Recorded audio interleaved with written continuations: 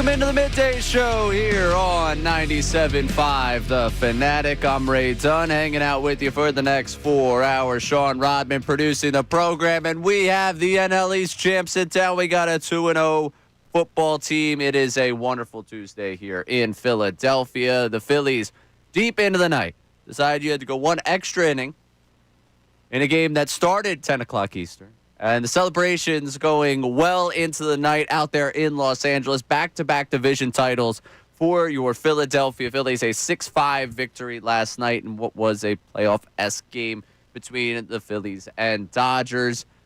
You got to see pretty much the bullpen that you're expecting in the postseason go against one of the best teams in the National League. And I heard earlier today on the morning show, Anthony Sanfilippo from On Pass and saying, be a shame if these teams don't meet in the NLCS. There's work that has to be done to make sure that that would happen. But for one day, it's just beautiful to celebrate the baseball that you've gotten, because this team, for all we've talked, for all that we've doubted, for all that we kind of were concerned about when they decided to run it back coming into this season, they're going to put together one of the most impressive seasons in franchise history. They've put together now one of the most impressive stretches in the franchise's history, 4 consecutive seasons in the postseason, back-to-back division titles. It's something that this organization just doesn't do very often. There's a reason why 7 through 11 was the golden era. There's a reason why you obviously enjoyed as much as you did of what happened late 70s, early 80s with that team at that time, why people hold on to forever that 93 team, because it was the, one glimpse of greatness in what was otherwise a pretty down period for the franchise. This has been, for the last 4 years, one of the great periods in this franchise's history. There needs to be more done by this group. That is a very romantic way to look at a group that has not accomplished the ultimate goal. The reason why you can call 07 to 11 the golden era is because there was a World Series title in there and they played for another. The reason why you can look back at the late 70s, early 80s as another golden era of Phillies baseball is because they won one, played for another. They've played for one in this stretch, but obviously for it to reach that standard of what they've done previously in this organization, they have to win one, and those expectations can still be held today. But I want to know, because I lay out just how great things have been baseball-wise, and we talk about this, and it's funny to talk about this today because we're going to get into it with the Eagles conversation coming up a little bit later. When things are good, we still have 4 hours of conversation around to surround what we're talking about with these teams, and it's not always conversation just like, hey, isn't this great? 610-632-0975. It's obviously us looking at every little thing with the teams, nitpicking this, nitpicking that. What's going to be the reason they can't do this? What's going to be the reason they can do this? Have we taken this a little bit for granted, what we're watching right now? The success of this baseball team, because so much of this year was the idea of the pressure, was the idea of them having to get it done, and it still exists that way. But I'm seeing that celebration last night, and I'm thinking about it today. Like, just if you had gone to me in, honestly, May of 2022, and you had said to me, hey, you're a couple years now into this Harper experience. This team is 5, 6, 7, 8, 9 games under 500 early on in the year. It looks like they might be moving on to another season that's not going to bear any fruit. Can you see this era paying off what you wanted? This Bryce Harper era of Phillies baseball paying off the excitement that you thought you were going to get? At that time, I don't think anyone would be crazy to look at you in the eyes and say, no, I don't think it's going to pay it off. Yet, we sit here in 2025, back-to-back division titles, 4 consecutive seasons in the postseason. There's a World Series appearance in there. There is now a 90-win baseball team that's just one win, one game in the win column, behind the Brewers for the best record in baseball right now. And you have seen them turn it on since the beginning of August, really in a way that no one else in baseball has. We talk about playing the best baseball at the right time. Well, right now, they're playing some really great baseball. They have a really great stretch going. And maybe they don't get that 1 seed, but they look like they're going to get themselves a bye. Yesterday, we talked about what you need in L.A., said you need a win. You could probably put that thing to bed. They get a win in the first game. Tonight's the hangover game. I don't think I'm going to be banking on them winning this one. We'll see what happens on Wednesday. But looking at this Phillies team and looking at this era, I'm curious if we've taken it for granted. If the day in, day out roller coaster ride of a baseball season, and it's funny to say roller coaster when you are 29 games over 500. It's the way we react to things, not necessarily the way baseball has actually gone for you this year. But that goes back to that idea that there will be complaints, and you're justified to have your concerns, your complaints. It's, this is baseball. It's honestly, it's like a daily part of what you do. It's like family for you, where you probably see this team on your television more than you see most of the people you are related to. You watch them 162 games, you watch them 130 games a season.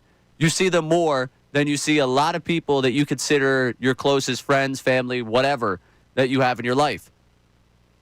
Justifiably, you could get annoyed by them the same way those people in your life, the family, friends, you get annoyed with. I understand why people react the way they do to baseball, why the people watch baseball the way they watch baseball. But it does feel like sometimes in the day-to-day, we do take for granted just how good it's been for this Phillies team, just how much we should be enjoying what this Phillies team is. Because I am young. I think all of you realize that. And I understand someone's like, wow, you got to live through the golden era. Now you're getting another run of extended years. You don't understand what the pain was. I don't know. I remember celebrating a Ty Kelly walk-off like it was a big deal. I remember trying to talk myself into Jared Eichhoff. I remember when the off-season acquisition was like, oh, what's Aaron Harang going to look like in a Phillies uniform? Like, that decade of distraught in terms of not making the postseason, some really, really lean years. Oh, they drafted Adam Hazley. Like, you lived through it as a fan. You know how bad it could be. To enjoy what you got to see. And last night, you got to see a lot of the fun. Honestly, for a lot of you, this morning was when you got to see a lot of the fun of that champagne celebration, the beer bongs out, everyone's having a great time. Have we taken this a little bit for granted? That you have such a great baseball team and you've had a really great baseball run here in this town now for 4 years. Because I think we have. I think sometimes we sit here and because we're so focused on the end goal, you're so focused on what's happening next, you don't have time to smell the roses a little bit. And I think that today is the best type of day to do that.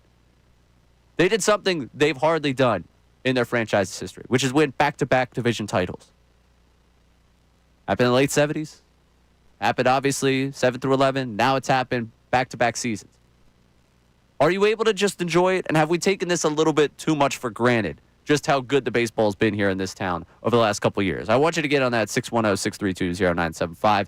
On top of that, let Rob Thompson, love the message post-game. Before they got to, well, you can hear one bottle of champagne pop. I think the culprit was Bryce Harper. I'm not positive. I've tried to review the tape a number of times to see who exactly had it pop. It might not have been him. I'm trying to figure out who it was, so you can hear it in this clip. But Rob Thompson, the message leading into the celebration last night, here's how it sounded. Toughness, resiliency, how you day after day, inning by inning. I mean, we've had all kinds of adversity this year with travel and rain delays and injuries, and you guys have fought right through it. So this is for all of you, all the staff, the guys that we've left behind, Wheeler, Alvarado, Trey, Romano. They couldn't be here. The guys that have come up from Lehigh Valley and helped us out. This is a great team effort. Great team effort. Back-to-back National League East champions. That's too often, boys. So enjoy it. JT, how many we got left, buddy? Whatever the hell it takes. That's right. I mean, it's awesome. It's just awesome to hear them celebrate and see them get the opportunity also to celebrate. I know that they're locked into this battle to maybe get the number 1 seed. They obviously gave themselves a really good position last night with the win over the Dodgers to get that 2 seed. And I know there's probably someone out there like, hey, they still got business to take care of in LA. They still got to get the 1 seed. Tone down the. Let them celebrate, man. And let's celebrate a little bit today, the baseball team that you have, because it's just impressive what they've been able to do over the last 4 years. And we kind of get lost in that day-to-day of like, oh, will this be the reason they don't do it? Is this going to be a problem for you? Is this a long-term thing? All those things are justifiable conversations to have over 162. But when they do something like they did last night, it's worth celebrating. It's worth acknowledging that maybe sometimes we take this whole thing for granted, given how good it's been. Because we've seen how bad it can be. And it's just a lot of fun to watch night in and night out a baseball team that you at least have the expectation to compete and that we're asking the question of, is this going to be enough to go win a World Series? And not, well, is this a building block for whenever they try and get competitive again? And I think today is as good a day to realize that as ever. Coming up, one thing about this team and one thing that was mentioned there from Rob Thompson, the resilience. It's there. Every time someone like me wants to say, ooh, I think this is something working against them, they seem to find an answer. Are they going to get me to that buyback point? Because they keep doing these things. They keep showing me their ability to respond in the face of adversity. Is that a special intangible about this group that we have to start to factor more into the equation come October? We'll talk about it coming up next. I'm Ray Dunn, taking you through the midday show here on 97.5 The Fanatic. Philadelphia is a sports city full of passionate and not.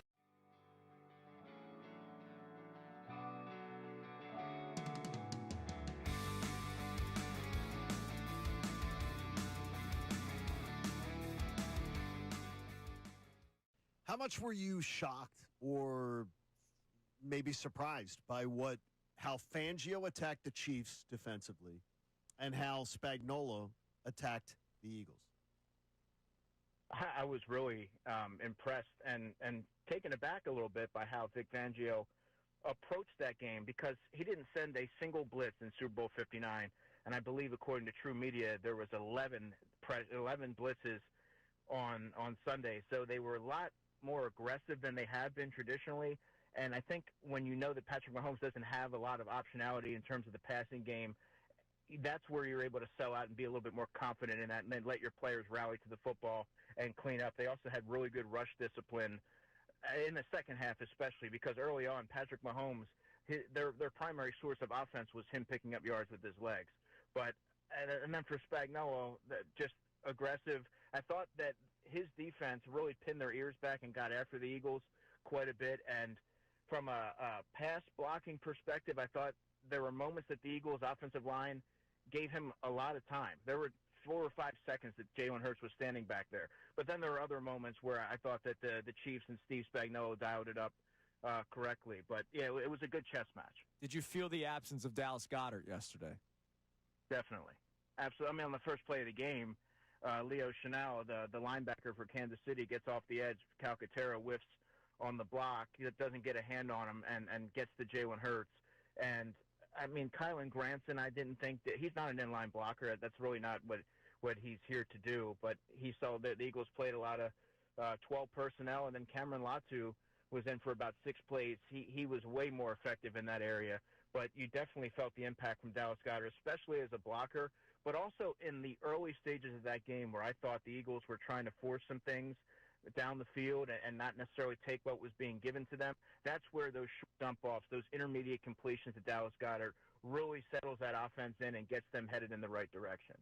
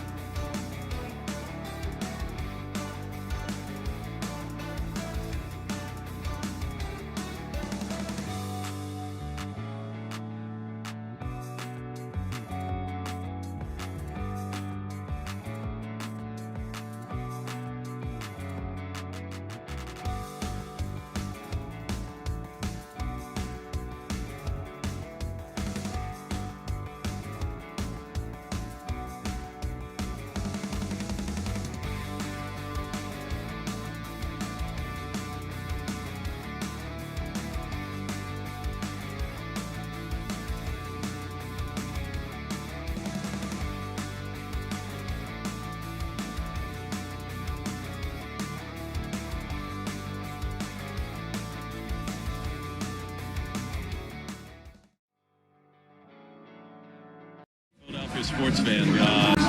I feel like we're just getting going here. We want to finish this thing off, but it's a step at a time for us. We got a lot of other things to do. We got more baseball to play. We got a lockdown to buy, but we just got to keep going day by day. And whenever that step comes to the playoffs, that we're going to be ready for that. And we just got to keep going and can't wait to get back at the bank and get those crazy animals going. Get those crazy animals going. That's right, Kyle Schwarber. I'm Ray Dunn hanging out with you here on the Midday Show. Love listening to that and hearing just, one, what a great time to be a Philadelphia sports fan. And that it is a, joy. That step into the office today where it's like, yeah, the football team's 2-0. We're talking about an NL East title. It's a very nice thing.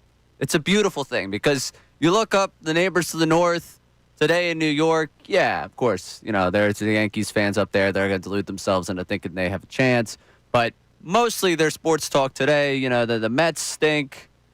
The Mets might talk themselves out of a postseason spot at this point, or they've stunk over the last couple weeks. I shouldn't say they stink because, I still have that, I don't want to go Citi Field again thing going about it. But pretty much they've stunk for the last couple weeks.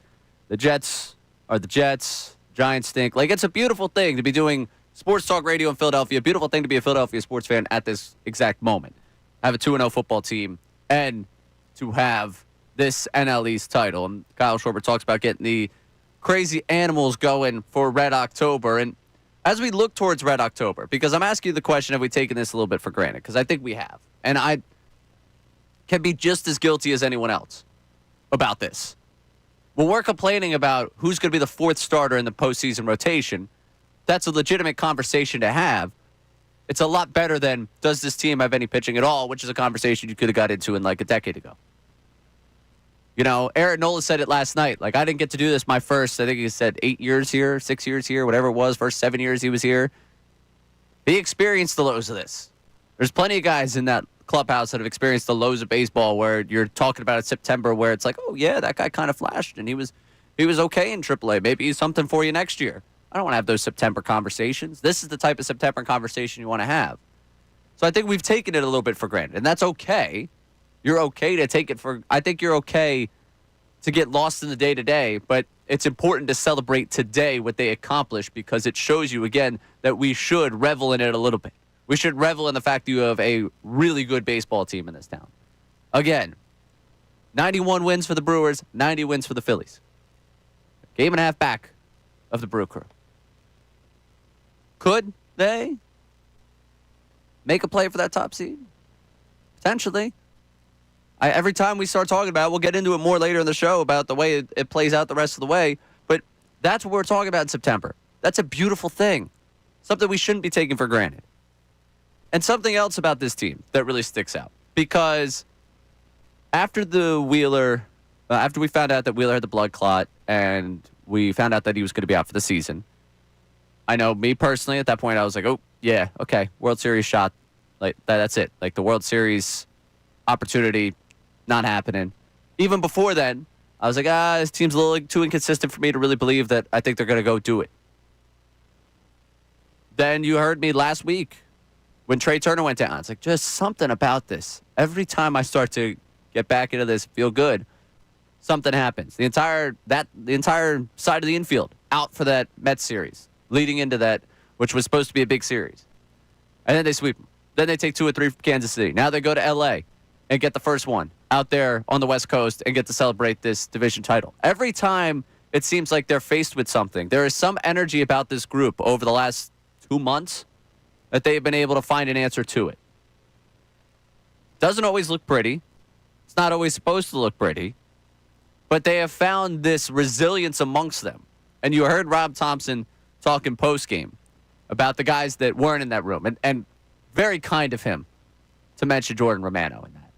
Very kind of him to bring him up and let him have a moment in the sun there. But he talks about the guys that on the injured list weren't able to be out there on the West Coast and celebrate with them. He mentions the guys that come up from AAA and have helped them this season. And they found some sort of resilience every time they've been met with adversity.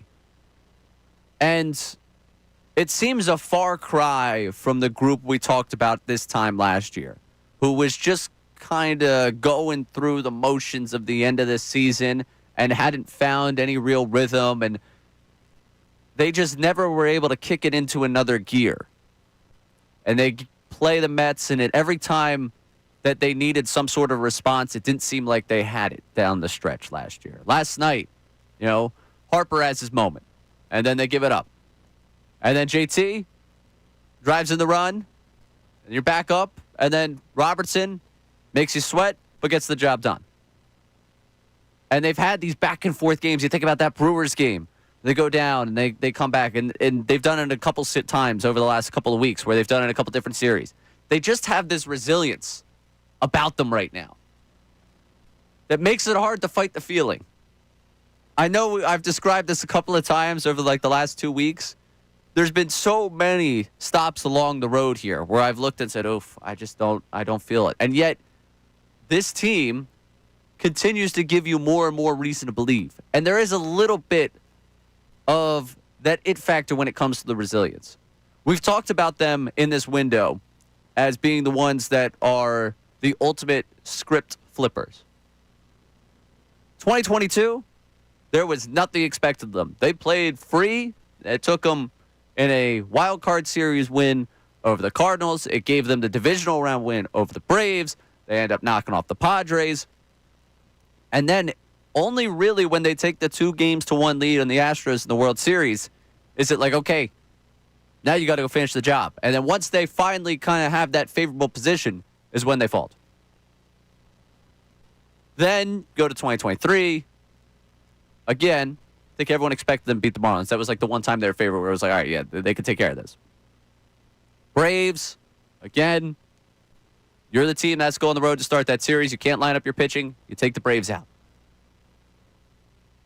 And then you're favored against the Diamondbacks. Then you host the Mets the next year. It's been every time that it feels like they've been supposed to do something for you, they haven't been able to. And every time that they haven't been supposed to do something, they do it. And there's so many reasons why this team shouldn't. You think about just, again, losing Zach Wheeler. Think about whatever you're going to get in the form of Trey Turner when he gets back. And, a lot of people look at this group and say, well, why haven't you done it yet? And, they lost one of their best relievers to suspension and won't be eligible to pitch in the postseason. Yet they've cobbled together this group that is a lot of guys that have started to improve just within the club and start to make it look like they could do something special again. The resilience with this team is kind of the it factor right now for them. And it kind of forces me to want to buy back into this whole thing and be like, yeah, they can do this. And I know Kevin Cooney's somewhere laughing right now while he's at his break. Like, I knew it was going to happen to you. I knew you were going to start to think like this again. But it's hard to fight it when they're playing just this good at baseball. And while we're admitting how we feel about this team and honestly the place where you might have been wrong to doubt, Dave Dombrowski, I gave him credit for his deadline, but there was something he said leading up to the deadline maybe 1,000 times because, he did the media tour like 6 different times to like every show and repeated a lot of the same talking points. One of those talking points, we got to give him credit for the belief he had in the guys in the clubhouse that they would get it done for him. I'll play you that clip from after the deadline, him addressing the media, what he said that repeated a really consistent talking point from him, and where I was wrong, and some of you also got to admit that you were wrong about it. That's coming up next here, Midday Show, 97.5 The Fanatic. Now on 97.5 The Fanatic Sports Update. The Phillies are National League East champions. I'm Sean Rodman, and for the second year in a row, the Phillies win the NL East. It took 10 innings last night, but here is Tom McCarthy's call from NBC Sports Philadelphia last night when the Phillies clinched the division. Here's the pitch. Swinging a ground ball over to first. This should do it. Harper's got it. He'll take it to the bag. And for the second consecutive season, the Philadelphia Phillies are the National League East champions. The Phillies have a new magic number for a first round, and that is for the first round bye, and it's down to 7 after the win over the Dodgers last night as they sit a game and a half back as well from the Brewers for that number 1 seed. The Brewers do have the tiebreaker, though, over the Phillies. The Phillies are back in action tonight on TBS with Christopher Sanchez on the mound for the Phillies and Shohei Ohtani for the Dodgers. First pitch is at 10:10. The Eagles' offense had a lack of explosive plays this season so far. We'll see if Kevin Patulo gives us some answers today at his press conference the coordinators, are scheduled to speak to the media at 11:30. We'll carry that live for you right here on 97.5 The Fanatic. This update is brought to you by Dell Technologies. The new Dell AI PC with Intel Core Ultra helps you fast forward through your busy work, leaving more time for you time. Get yours at Dell.com/AIPC. I'm Sean Rodman on the home of the best birds coverage, 97.5 The Fanatic and 97.5thefanatic.com.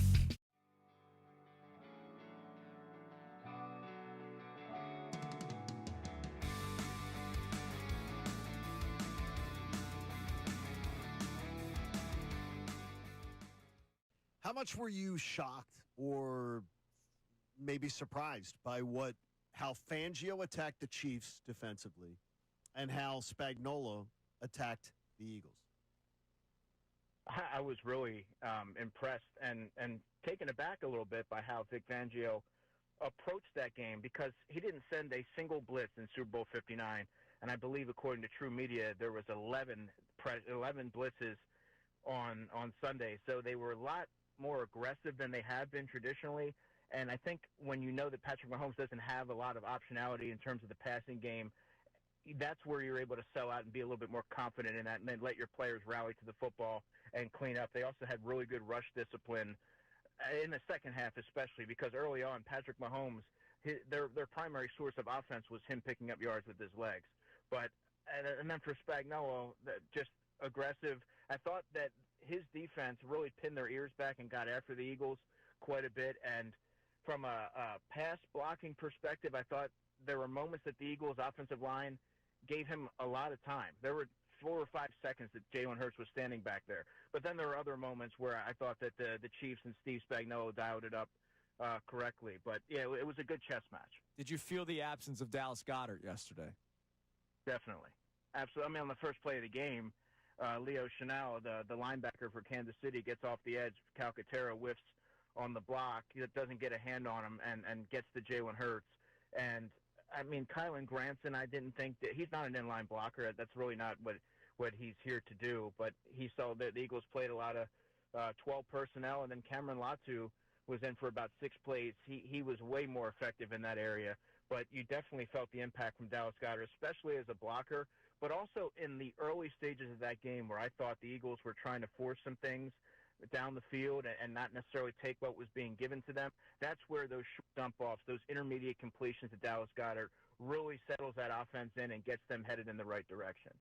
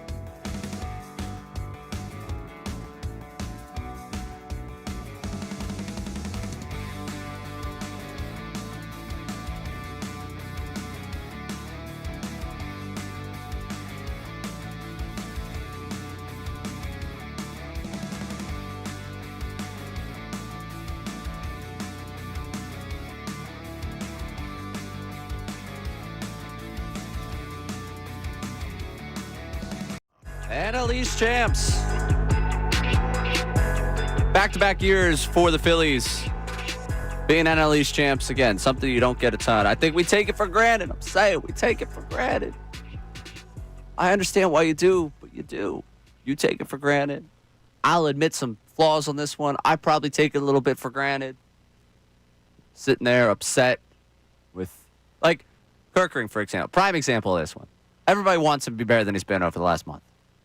But for how long did we say we would love to have a guy with the Phillies that, throws hard, has good stuff, and we would be happy with that. Like, you watched how many terrible bullpens.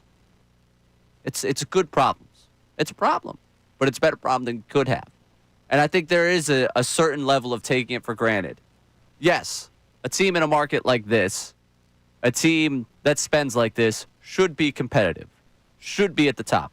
But then again, you could be like the Mets, have $340 million on your payroll, and be battling Diamondbacks right now for the last playoff spot.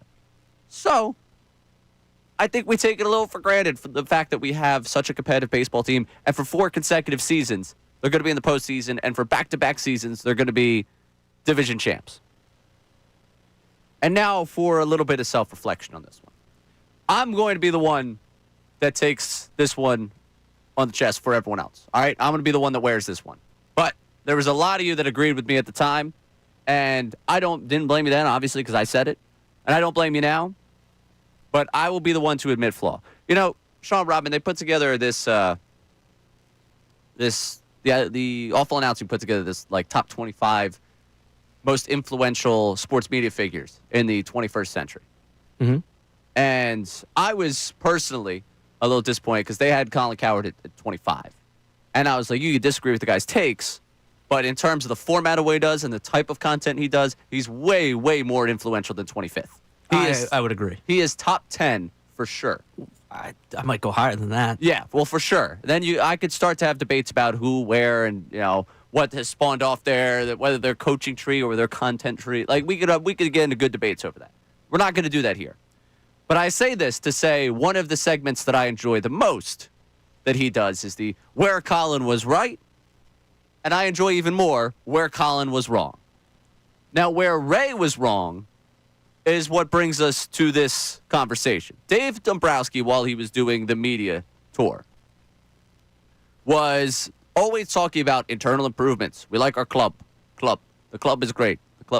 He just could not get enough talking about the club and how it was good, how they're making internal improvements, how they had to rely on the guys within those 4 walls. And people like me, sitting in this chair, morons with the microphone, were like, I don't know, man. Can you really count on the internal improvement? This is Dave Dombrowski after the deadline. This was when he was available to the media following the trade deadline, what he had to say. We felt good with our club. We didn't have a lot of gaping holes. Some of, again, our offensive improvements going to have to come internally. We think it can. It's just like all of a sudden you see Brandon Marsh hit a couple home runs the last couple of days. We think he can drive the ball more than he has in the past. He's starting to do that. Some of that's going to have to come internal. Some of that's going to have to come internal. He gave the example of Brandon Marsh, which at that point was a great example because in terms of what they had internally, he was the one that had actually stepped up through the majority of the season. But let's look at those numbers. Since August 1st, since they make the moves at the deadline, Trey Turner, obviously on the injured list right now, but since August 1st, 351 batting average, 396 on base, a 541 slugging percent. Bryson Stott, who, again, I was the first person to tell you, you had an offensive problem at second base when he was there. Great defensive player. Stott, since August 1st, 333 batting average, 403 on base. Am I reading this right? 547 slug? No way. Really? I'm reading that right. No, that's what it says. That's what it says right here. He's slugging the ball. Extra base hits. Marsh, 322, 363, 505 slash line for him. Kepler hitting 284 with a 347 on base and a 500 slugging percentage. Bryce Harper since August 1st. Maybe the slash line doesn't look great. He's got 12 of his season's 27 home runs. He talked about internal improvement, about the guys here having to play better. He was right. He was right about those guys play better. Now, bringing in Bader allowed you to maximize your corner outfield spots with these platoons. If you've heard me say it once, you've heard me say it 1,000 times. That's a big part of this. But Stott being the guy that you need Stott to be, Marsh and Kepler allowing those platoons to work, Harper with the pop that he has, Trey Turner, again, 351. Internally, he talked about improvement, and internally, he got improvement. His bullpen, I know he's talking about the lineup there, but Duran secures that 9th inning. And then it allows you to slowly build out what you want to do leading into that 9th inning. Now, again, last night, tough example of that one. The home runs he's allowed at Dodger Stadium. Maybe on a different day we'd be talking about that. But he's given you, again, stability there in the 9th and the ability then to build out your bullpen leading into that 9th inning. Dombrowski said it 1,000 times leading up to the trade deadline. And I scoffed at it 1,001 times, talking about internal improvement. He's gotten that. And that's been a driving force of why they're one of the best teams in baseball since October 1st. Ooh, man, if we're saying that by November, that's going to be great. They're one of the best teams in baseball since August 1st and have looked tremendous for an extended period of time. And there's credit to be given there for Dombrowski and believing in his guys, and also a little bit of like, all right, Ray, probably should have believed a little bit more here. But I'm asking you again, have we taken this for granted? Have we taken this run for granted, this 4-year run here? Have we taken the joy of this season for granted, given what the expectations are? You get on that 610-632-0975. Now, a lot of joy, a lot of positivity from me today. How can you not? On the day where they win the NL East. I'm curious for you, though, because for the first time in my life yesterday, I was called a Negadelian. I guess this is my welcome to the league moment. I've been sitting in this chair for a while. I guess that's what happens. I want to know, what is a fair critique of a 2-0 football team? We'll get to that come up next. I'm Ray Dunn, taking you through the midday show here on 97.5 The Fanatic. Every game day right before the Birds take the field, check out the Birds Insider.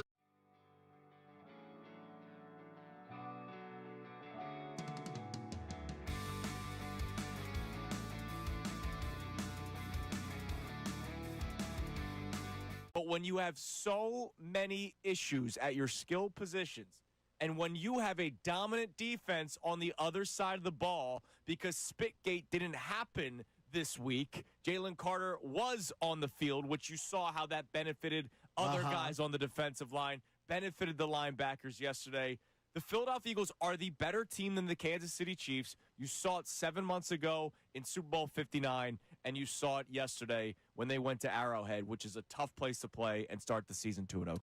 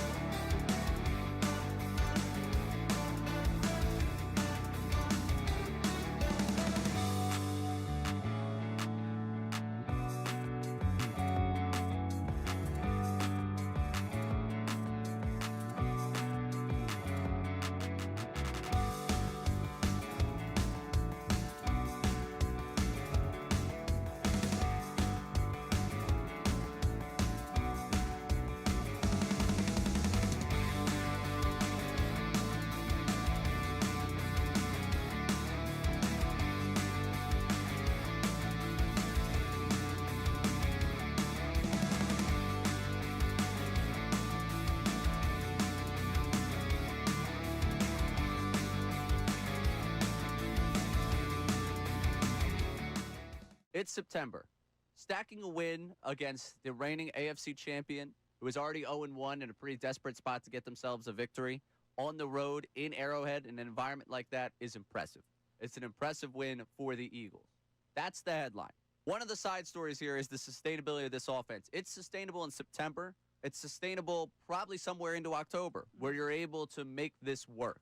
My biggest issue And a lot of people talk about the passing game, and that's justifiable to have that conversation. Even last year when the passing game wasn't going great, you were able to generate explosive plays in the running game like nobody's business. Right. That's why the season that Saquon had was as impressive as it was. The 2,000 yards, yes, obviously that's impressive, but the number of 70-yard runs that allowed that season to happen, the number of just big plays, here's a 50-yard run from Saquon that he's going to break off, and I think we all expect that to happen at some point. But without those explosive plays, that's the part of this that isn't sustainable and that you can't win, again, come January without that. Right now in September, it's totally acceptable. You win a game, you don't look very good offensively, it's fine. You got plenty of time. You got a first-time play caller against Spags. Right. That's a way you can draw this up. You say acceptable, impressive, in terms of the fact that you're able to win that game on the road against that caliber of opponent. But come January, without explosive plays, that's not a sustainable form of offense.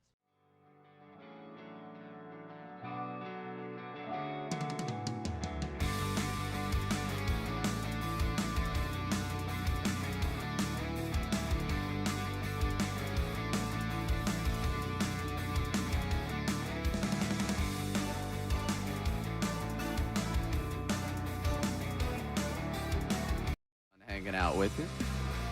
Sean Rodman producing the program, and we're going to get to the text line in just a second here because I'm asking you, with back-to-back division title, have you taken this for granted a little bit?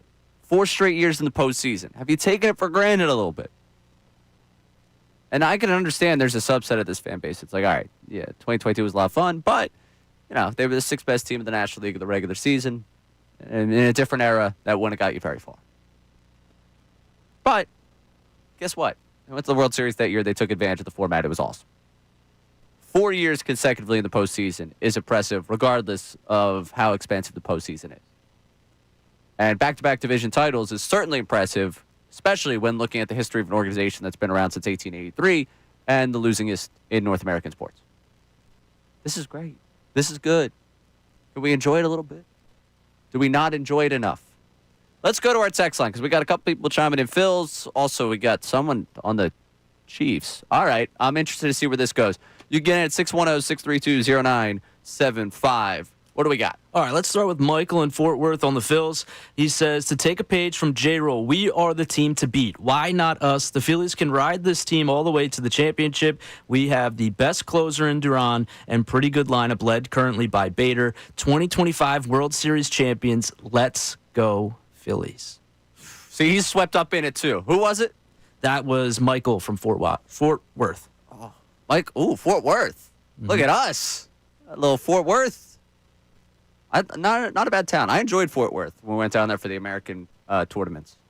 The actual Dickies Arena, not necessarily basketball mecca, but the town of Fort Worth I enjoyed. But Michael is swept up in it like me here.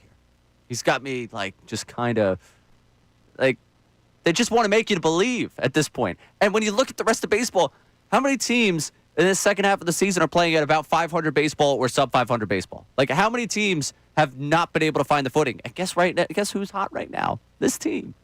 And I'm going to, later on in the show, we've got one of my, like, the Chiefs' downfall theory is one of those, like, things that just pops into my brain. And it's like, oh, let's see how much this holds weight as we talk it out. There's something else in my brain about this Phillies team and how hot they are that just popped into my brain, and I want to see how it holds weight when we talk it out.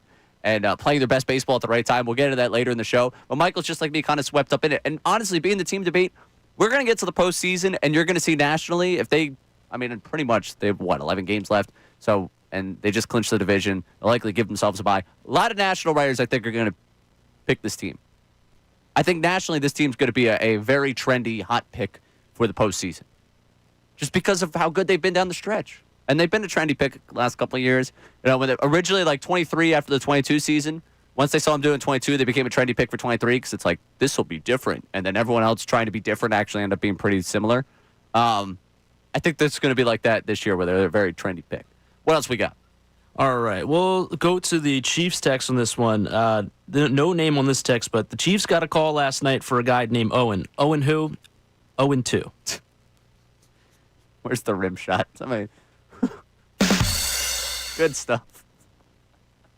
I thought you'd enjoy that. Yeah, I did enjoy that. 0-2 Chiefs, 2-0 Eagles. And it brings me to the question, because for the first time in my life, I was called a Negadelian yesterday. Sean Rodman, that hurts. Do I disagree with that person yesterday? Not entirely. Really? So you think we came off too negative yesterday? I think at times, yes. But okay, I actually want to hear your explanation on this, because I want to get the feedback on what we did yesterday. Like this, for a long time, I was on the other side of this, where I was listening and I was like, God, can fill in the blank host just drop this at this point? Like, can you just move on? Like, they won the game, and I understand that. I would say coming out of yesterday, I tried to couch the point of this offense did not give you enough at all. With it's an impressive win. They're 2-0, went to Arrowhead, tough environment against the reigning AFC champs who are in a desperate spot. I went back and listened to the actual clip that was posted, which Brandon did me no favors with that caption. No, I know. Listen, Brandon, you do a tremendous job out there. You do me no favors with that caption. He knows what he's doing. He knew what he did to me. He was waiting for it. No favors with that caption. But I saw the response to it, and people, wow, you're being too negative. And in that clip, I did couch it with that exact point to open up before I got into the lack of explosive plays for this offense. So I'm curious, from your perspective, where it came off to the overbearing negative conversation. I think, well, where I think it is, it depends on the person when they tuned in at that time. Because fair, I think it's part of the reason in that aspect of it, where, yes, this team is 2-0. You kind of highlighted that you guys were nitpicking yesterday over and over as well. But at the same time, we did see the defense struggle last year early on. We saw the offense not be humming totally until, week was it 5, 6, I guess, because of the bye? Game 5? Yeah, well, no, Game 5 was the Browns game. The offense wasn't humming. So Week 7, it was Game 6 against the Giants. So I think it's going to be taking time. So I understand we're nitpicking, but that's also kind of what we have to do here. Well, that's all. That's kind of the tone that I want to find out where the tone was off yesterday. Like I think there is a subset of this fan base that if they win, just don't want to hear, and like they would prefer. Like I've said before, they just want the fight song for. Yeah, you don't have to play a fight song. They want the fight song for. Okay, don't worry about it. Enjoy the win, man. 4 hours. Like that's what they want, and I get that. You know, I grew up a diehard. I still die hard for this team. I have to do it a little bit differently in this role because I'm watching on Sunday. I'm like, ooh, what do I think about that? Oh, what's the conversation off of this? Like, it's a different watch. But I'm curious where the tone is missed when you point out yesterday that an offense without explosive plays in the year 2025 is not one that seems very sustainable for long-term success. I said, and you could go back and look at that clip or listen to any part of the show yesterday. You could win in September like this. Ugly wins in September are great. You're stacking wins. But I don't like the lack of explosive plays. That's both passing and rushing the ball. And coming up, Nick Serriani also agrees with me. But I want to hear you finish the point on the negative outlook here. I also think it has something to do with what you kind of mentioned there is of some people want to hear the Eagles win. They're 2-0. Like, it's Victory Monday. There's nothing negative to say. And I think that's part of just some people versus other listeners, and that they won the game. That's all we're going to talk about today, rather than, hey, yeah, they won the game, but they need to be better in this area, specifically the offense over the weekend. But other times last year it was special teams. Other times it was defense earlier in the year. Right. Like, it's good they're 2-0. I believe every segment yesterday. I tried to do it every we did Victory Monday, start every segment. 2-0. So it's a fun, smiling reminder. But it's not so much, I think, a negative viewpoint as it is we all watch the same game, right? Like I said at the beginning of yesterday's show, it's an exhausting yet rewarding process. The way they grind it out and the way they've grinded it out over the last couple of years in a various number of games, because not every game's going to be beautiful. If you win the ugly games, you got a better chance to win in this league. But it's an exhausting yet rewarding process to watch them grind it out in that game. The exhausting was there, and we talked about the exhausting for 4 hours because we all knew the reward was there. There was no panic. It wasn't this team's going nowhere. It's just this is what this team needs to improve upon. But I'm curious, people at 610-632-0975. I'd like to get your feedback on whether you think that offensive conversation comes across as Negadelian. to negative, and where you see the line of the critique. That could be for people who tuned in yesterday and were like, whoa, Ray, what are you talking about? Or the people who are just tuned in hearing that critique again. Because I'm curious for you where the line should be drawn when we have those conversations. Because I'm learning. Hey, listen, I'm a young guy sitting in this seat. Not too long ago, I was on the other side of this, where right now I'd be walking to class or, driving around for DoorDash or driving around delivering pizzas. Like, are you kidding me? It wasn't too long ago. So I'd like to get that reflected back at me as, okay, this is where Ray was wrong. But coming up, where Ray was right. The explosive plays. Nick Serriani talked about it. We'll get into it coming up next. I'm Ray Dunn, taking you through middays here on 97.5 The Fanatic. Now on 97.5 The Fanatic Sports Update. The Phillies are NL East champions. I'm Sean Rodman, and for the second year in a row, the Phillies win the NL East. It took 10 innings last night, but here is the call from Tom McCarthy on NBC Sports Philly for the Phillies clinching the division. Here's the pitch. Swinging a ground ball over to first. This should do it. Harper's got it. He'll take it to the bag. And for the second consecutive season, the Philadelphia Phillies are the National League East champions. Now there's a new magic number, and that's for the first round bye, and it's down to 7 after the win over the Dodgers last night. The Phillies sit a game and a half behind the Brewers at the moment for the 1 seed, although the Brewers do have the tiebreaker over the Phillies. The Phillies are back in action tonight on TBS with Christopher Sanchez on the mound for the Phillies and Shohei Ohtani for the Dodgers. First pitch is at 10:10. The Eagles' offense has had a lack of explosive play this season. We'll see if Kevin Patulo gives us some answers today at his press conference. The coordinators are scheduled to speak to the media at 11:30. We'll carry that live for you right here on 97.5 The Fanatic. This update is brought to you by Bet365. Football is back. Get ready for the season at Bet365. When it comes to sportsbooks, Bet365 has it all. Download the app today and see why it's never ordinary at Bet365. I'm Sean Rodman on the home of the best birds coverage, 97.5 The Fanatic and 97.5thefanatic.com.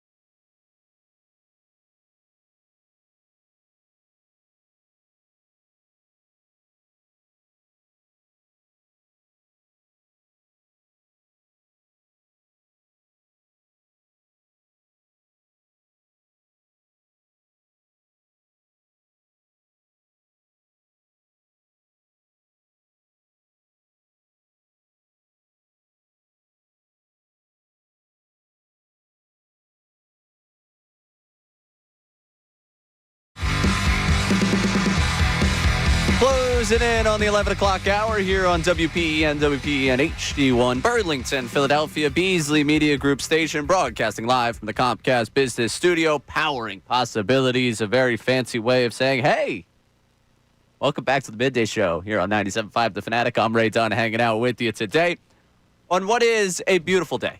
Football teams 2-0, baseball teams won back-to-back NL East titles. It is a beautiful, beautiful day to be here. I got to say, by the way, this weather, I am all for the long sleeve and shorts weather. This is me in my prime here. This is the best weather right now. This is the best kind of weather. This morning I woke up, walked on down, local coffee shop, put together the show sheet, sent the show sheet over to Sean, realized I forgot the coordinator speak today, had to go re-edit everything together. I actually almost texted you this morning when I woke up. Don't forget the coordinators again. I forgot. Back-to-back weeks. But you will get to hear Vic Fangio and Kevin Patulo, which, by the way, this was the official show of Kevin Patulo. And after 2 weeks, yikes. Maybe he should be late to his press conferences. Maybe that's what makes a coach good at what they do, at least on the offensive side of things. Because Serriani, I believe, 3:22 yesterday was the arrival time. I remember seeing it around 3:30 that it did not say 15 minutes ago on that notification. Oh, saying it did not. So he was definitely late. I don't know what the time was. Oh, Billy C's show being derailed by his boy being late. Uh-oh. Hate to see it. You hate to see it. But Serriani did say something in his presser that went along the lines of the conversation we had yesterday. But the conversation we had yesterday was deemed a Negadelian conversation by someone. And again, I am not used to that. I am very used to radio hosts being deemed that. I myself have yet to be labeled that, but someone took my response to yesterday where I said that this offense, devoid of explosive plays for the first 2 weeks, is not sustainable to win long term. It can win in September, but it cannot win long term for you. That's an issue to me. Everyone, they look at the passing game from last year. They were still able to win. What they had? They generated more explosive plays in the running game than I think I've ever seen in my life. That's a feel fact right there, but that's the season Saquon had. That game against the Rams, Sunday Night Football, 2 70-plus yard runs. Him running through the snow against the Rams. Jalen Hurts running against the Rams. Saquon Barkley starting out the NFC Championship game the way he did. You had plenty of explosive plays to the running game. You have not generated explosive plays yet this year. And Nick Sirianni yesterday talked about it. Before we get there, let's go back to the conversation about how you should critique a 2-0 football team. What do we got on the text line at 610-632-0975? Yeah, Sean in Newtown checking in says, if we aren't calling out what we think is going wrong with the team, how are we supposed to keep them accountable?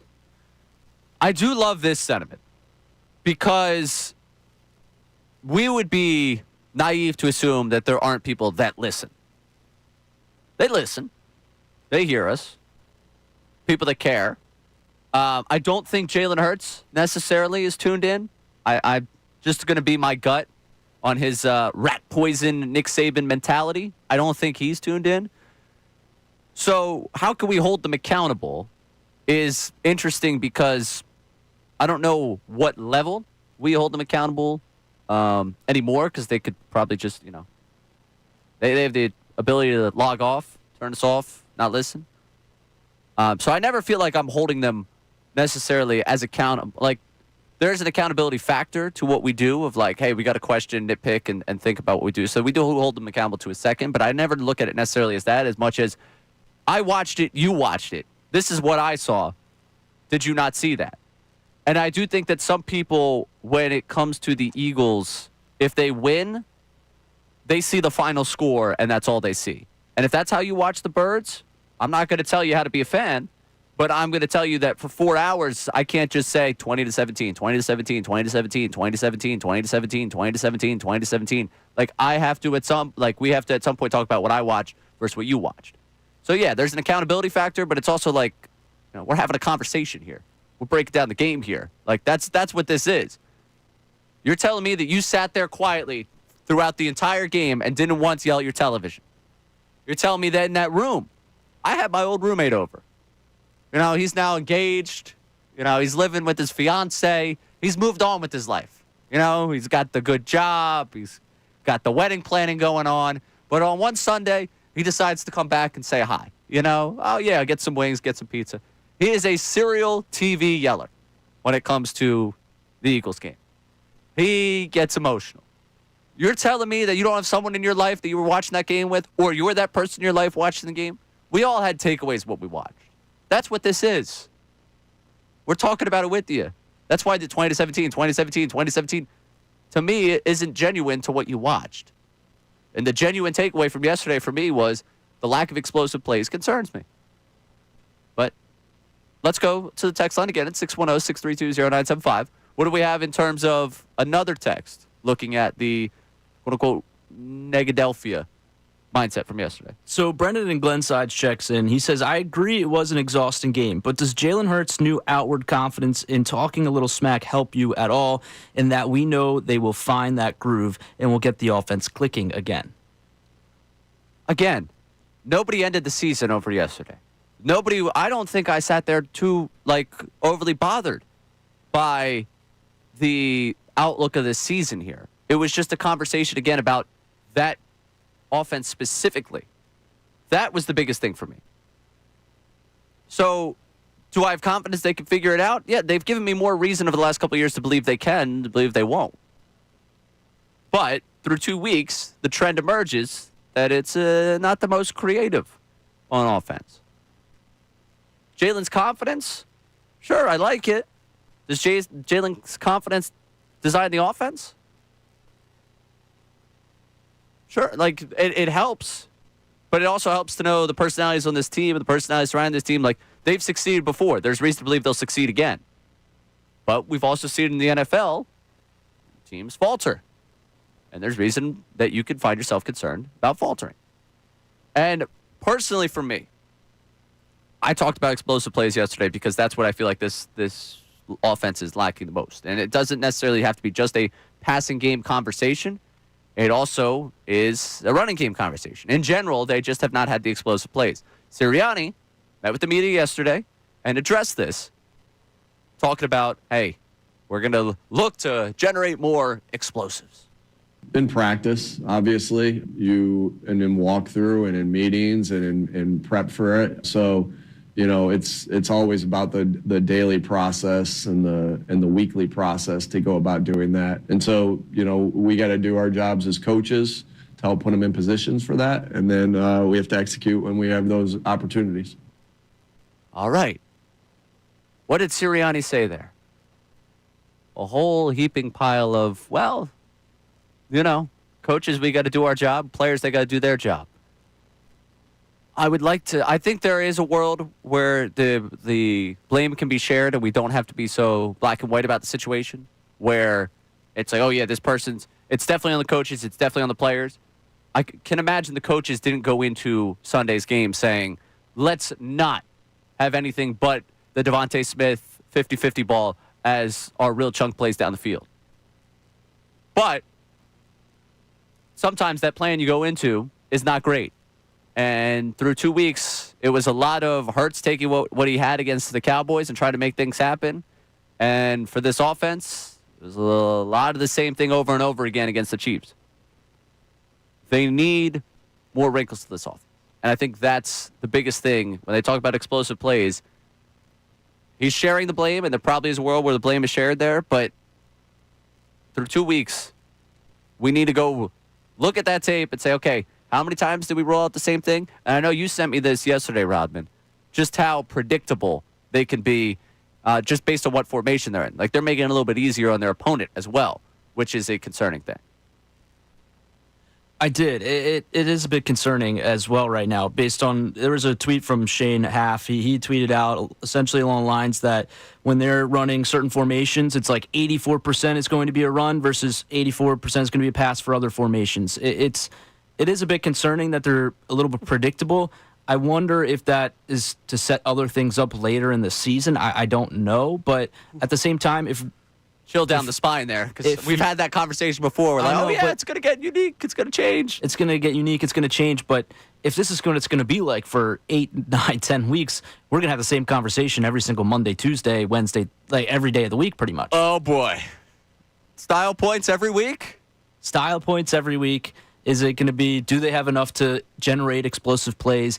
Can they get A.J. Brown, Devontae Smith the ball? We're going to hear it every week. I will say, I'm curious the line of communication between Hurts and the offensive, and Hurts and just the changing maybe vernacular of this offense with this offense, if maybe there's something a little bit off there.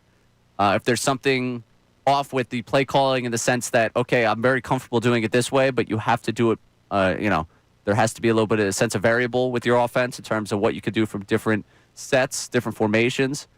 And maybe they haven't found the comfortability yet in the play calling to be like, all right, yeah, let's get more exotic. Let's get a little bit more risky here.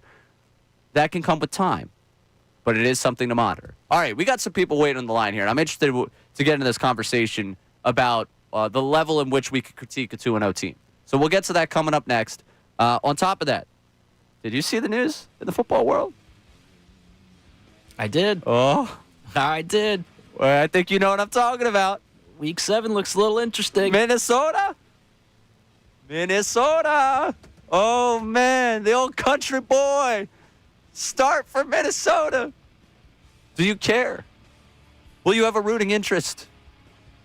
We'll talk about it coming up. I'm Ray Dunn. Take it to the midday show here on 97.5 The Fanatic. We have the NL East champs in town. We got a 2-0 football team. It is a wonderful Tuesday here in Philadelphia. The Phillies, deep into the night, decided you had to go one extra inning in a game that started 10 o'clock Eastern. And the celebrations going well into the night out there in Los Angeles. Back-to-back division titles for your Philadelphia Phillies. A 6-5 victory last night in what was a playoff-esque game between the Phillies and Dodgers. You got to see pretty much the bullpen that you're expecting in the postseason go against one of the best teams in the National League. And I heard earlier today on the morning show, Anthony Sanfilippo from On Pass and saying, be a shame if these teams don't meet in the NLCS. There's work that has to be done to make sure that that would happen. But for one day, it's just beautiful to celebrate the baseball that you've gotten, because this team, for all we've talked, for all that we've doubted, for all that we kind of were concerned about when they decided to run it back coming into this season, they're going to put together one of the most impressive seasons in franchise history. They've put together now one of the most impressive stretches in the franchise's history, 4 consecutive seasons in the postseason, back-to-back division titles. It's something that this organization just doesn't do very often. There's a reason why 7 through 11 was the golden era. There's a reason why you obviously enjoyed as much as you did of what happened late 70s, early 80s with that team at that time. Why people hold on to forever that 93 team, because it was the, one glimpse of greatness in what was otherwise a pretty down period for the franchise. This has been, for the last 4 years, one of the great periods in this franchise's history. There needs to be more done by this group. That is a very romantic way to look at a group that has not accomplished the ultimate goal. The reason why you can call 07 to 11 the golden era is because there was a World Series title in there and they played for another. The reason why you can look back at the late 70s, early 80s as another golden era of Phillies baseball is because they won one, played for another. They've played for one in this stretch, but obviously for it to reach that standard of what they've done previously in this organization, they have to win one, and those expectations can still be held today.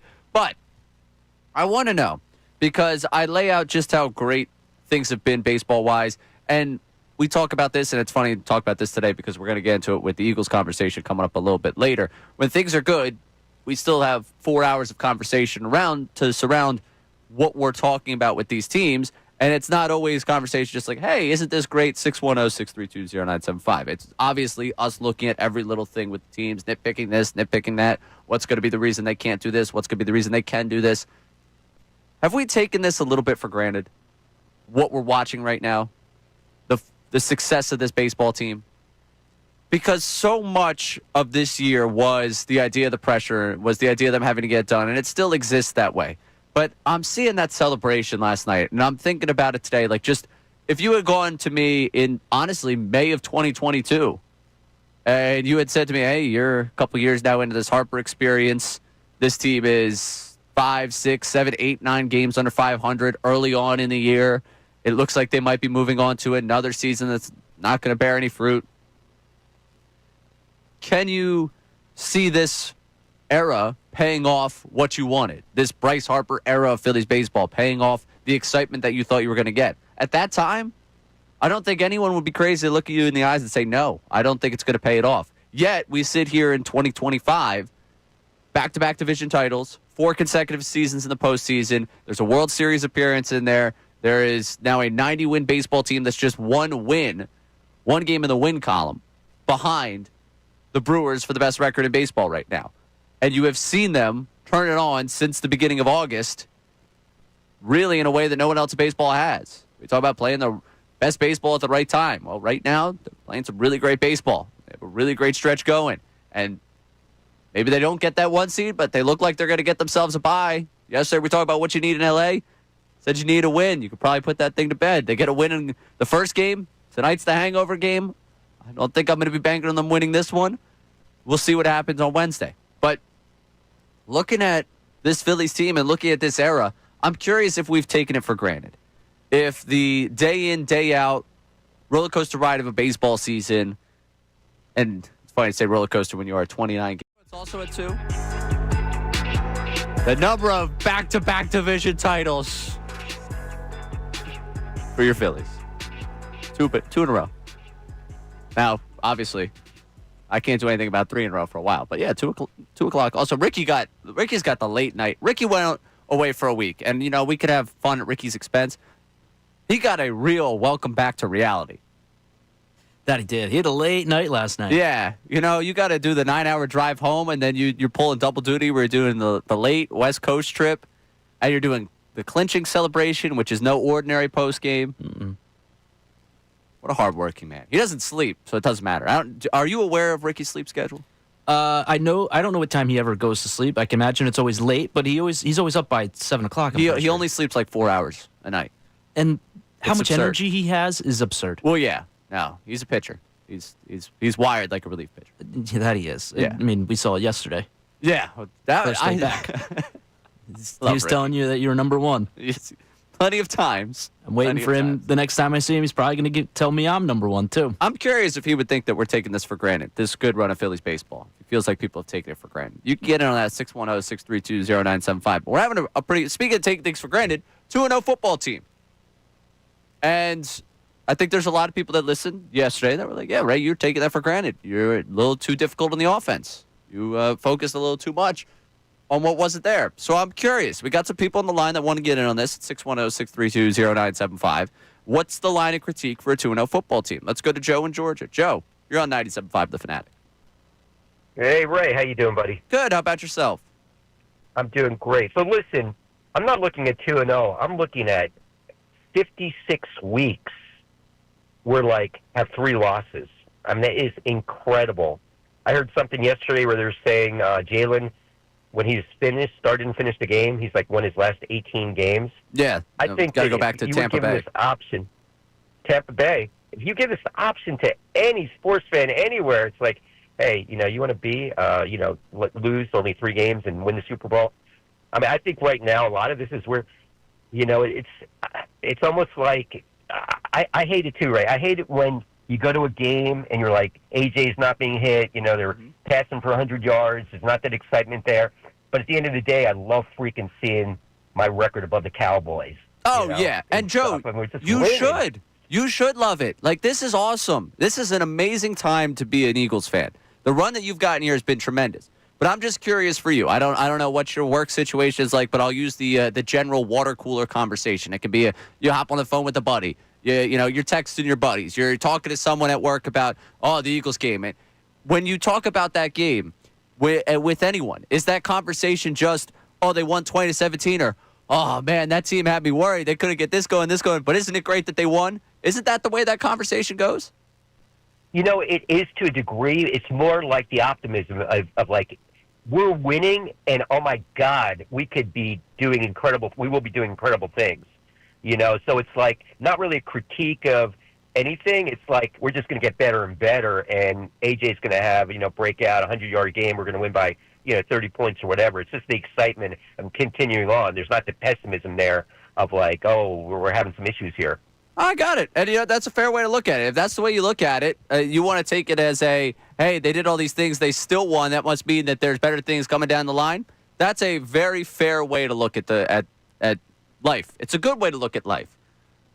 For me, I look at it and I say, yeah, you're 2-0. Everything's still in front of you. It's a very exciting proposition of what's still in front of you. But I think you have to be realistic about the issues you saw and and I think it's more solutions-oriented. I think that's what we try and be, more solutions-oriented. We complain about, but it's okay. Yesterday, the follow-up clip for us was how you got to be more creative with A.J. Brown. That's a way you could generate more explosive plays. The Devontae Smith deep ball, there was multiple attempts there. One of them's caught. It's a 50-50 ball. There's another ball down the sideline that he isn't able to haul in. You could start working him a little bit further down the field. That would be big for you. I think this offensive line coming together, and Mailata after week 1 said they were 1 block away. I think they started to find it a little bit more. You started to see Saquon Barkley break out a little bit more around the football throughout that game. There's ways for it to happen. So it's not that it can't happen. It's just when you look at it, I would imagine, I just thought, to me, that conversation with my buddies, that conversation with my dad, anyone, conversation here with people that aren't on the air that you're just, oh, man, that game this weekend. Ooh, it was a stressful one, but it worked out for you. Let's go talk. We got another Joe. I guess this is the Joe Midday Show here. We're the Midday Show of Joe here. I got 2 Joes back-to-back on the line. Let's go out to Arleysville and talk with Joe. You're on 97.5 The Fanatic. Hello, Ray. I appreciate your point of view. However, I'm 69 years old, so I have lived through some really bleak Eagles times.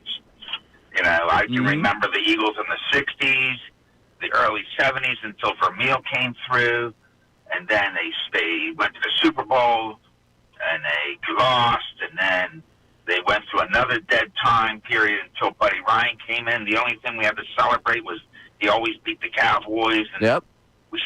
We didn't really start winning until Andy came. And then we we went down. But now I look at the team, and I think maybe because I'm beaten, I'm a little tired. So I don't live and die by the Eagles anymore, but I do appreciate them. And I certainly appreciate what they're doing because I'm surprised by it. Because this team, these starters did not play any preseason games. Okay? Mm-hmm.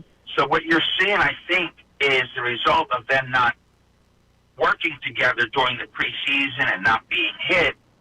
So for them to be 2-0 against a decent Kansas City defense, I think, you got to walk away and say, yeah, we did good. So you graded on such a curve that you're basically like, all right, they got the victory. It was against a solid team. Move on. Correct. Okay. Correct. All right. Now, if they would have been embarrassed, I would be upset. Well, yeah, and that's the thing. And I get where Joe's going with this, but if they had been embarrassed, I'd be upset. Wouldn't we then be, well, isn't the other side of that argument then, well, it's basically a preseason game for you, so you got a lot to work on. You'll be able to figure out it was against a good team. Like, wouldn't that be the other side of the argument for me in that regard? Like, if you would be upset about them getting embarrassed, if we'd be upset about them losing that football game, when they win it, we should celebrate the fact that they win it, but we also could acknowledge that, hey, Kelsey's able to catch that football. Maybe something different happens. If Bucker makes the kick, maybe something different happens. That you need it. We'd like them to find another gear offensively. None of those things happen, which is great. Celebrate the 2-0 start. You should. Why we open every segment with 2-0. 2-0. Woo! It's great. The beginning of me talking about that offense was it was an impressive win on the road against the reigning AFC champs in Arrowhead. They were in a desperate spot. But not everything's perfect. And you're never going to get the perfect game. But I think even if you were great in that game on a curve, for the fact that you don't play preseason, does it get anything better than like a B? That's more the point to that. I'm impressed that they got the win. But if you would have been upset at them losing, you can't necessarily say it's a preseason game because you don't get upset when they lose preseason games. I know. I did preseason post-game. You know what you all did after that game? Click. We'll talk about it on Monday. You went about your weekend. That's what you did. All right, coming up, we will hear Vic Fangio around 11:30. I do want to get at this Carson thing because it's fascinating, but we got more people on the line that want to get in on this, and I'm very, very intrigued to see how people feel about this at 610-632-0975. What's the just critique point of a 2-0 football team? Because I'm very intrigued to hear how people feel about that. So we'll get your texts, we'll get the calls, and Vic Fangio coming up at 11:30. 11:30. And he's usually prompt, so we will hear from Vic Fangio. I'm Ray Dunn, taking through middays here on 97.5 The Fanatic. Now on 97.5 The Fanatic Sports Update. The Phillies are National East champions. I'm Sean Rodman, and this update is brought to you by Groundworks. Your trained and certified experts for basement waterproofing and foundation repair since 1997. Book your free inspection at groundworks.com. For the second year in a row, the Phillies win the NL East. It took 10 innings last night, but here is Tom McCarthy's call from NBC Sports Philadelphia last night on the Phillies clinching the division. Here's the pitch. Swinging a ground ball over to first. This should do it. Harper's got it. He'll take it to the bag. And for the second consecutive season, the Philadelphia Phillies are the National League East champions. The Phillies have a new magic number for a first-round bye. That is now, and that's down to 7. The Phillies are back in action tonight on TBS with Christopher Sanchez on the mound for the Phils and Shohei Ohtani for the Dodgers. First pitch is at 10:10. The Eagles' offense had a lack of explosive plays this season. We'll see if Kevin Patulo gives us some answers today. His press conference coordinators are scheduled to start speaking at 11:30 today. We'll have that coming up next for you, and this update is also brought to you by Bet365. Football is back. Get ready for the season at Bet365. When it comes to sportsbooks, Bet365 has it all. Download the app today and see why it's never ordinary at Bet365. I'm Sean Rodman on the home of the best birds coverage, 97.5 The Fanatic and 97.5thefanatic.com.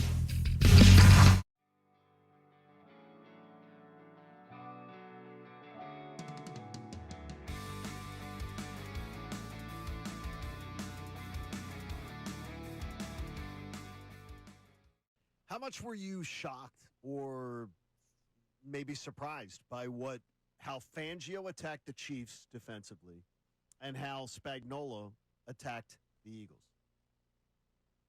I was really impressed and taken aback a little bit by how Vic Fangio approached that game, because he didn't send a single blitz in Super Bowl 59, and I believe according to True Media there was 11 blitzes on Sunday, so they were a lot more aggressive than they have been traditionally. And I think when you know that Patrick Mahomes doesn't have a lot of optionality in terms of the passing game, that's where you're able to sell out and be a little bit more confident in that, and then let your players rally to the football and clean up. They also had really good rush discipline in the second half, especially because early on, Patrick Mahomes, their primary source of offense was him picking up yards with his legs. And then for Spagnuolo, just aggressive. I thought that his defense really pinned their ears back and got after the Eagles quite a bit. And from a pass blocking perspective, I thought there were moments that the Eagles' offensive line gave him a lot of time. There were 4 or 5 seconds that Jalen Hurts was standing back there. But then there were other moments where I thought that the Chiefs and Steve Spagnuolo dialed it up correctly. But, yeah, it was a good chess match. Did you feel the absence of Dallas Goedert yesterday? Definitely. Absolutely. I mean, on the first play of the game, Leo Chenal, the linebacker for Kansas City, gets off the edge. Calcaterra whiffs on the block. He doesn't get a hand on him and gets to Jalen Hurts. And, I mean, Kylan Granson, I didn't think that – he's not an inline blocker. That's really not what he's here to do. But he saw that the Eagles played a lot of 12 personnel, and then Cameron Latu was in for about 6 plays. He was way more effective in that area. But you definitely felt the impact from Dallas Goedert, especially as a blocker, but also in the early stages of that game where I thought the Eagles were trying to force some things down the field and not necessarily take what was being given to them. That's where those short dump-offs, those intermediate completions to Dallas Goedert really settles that offense in and gets them headed in the right direction.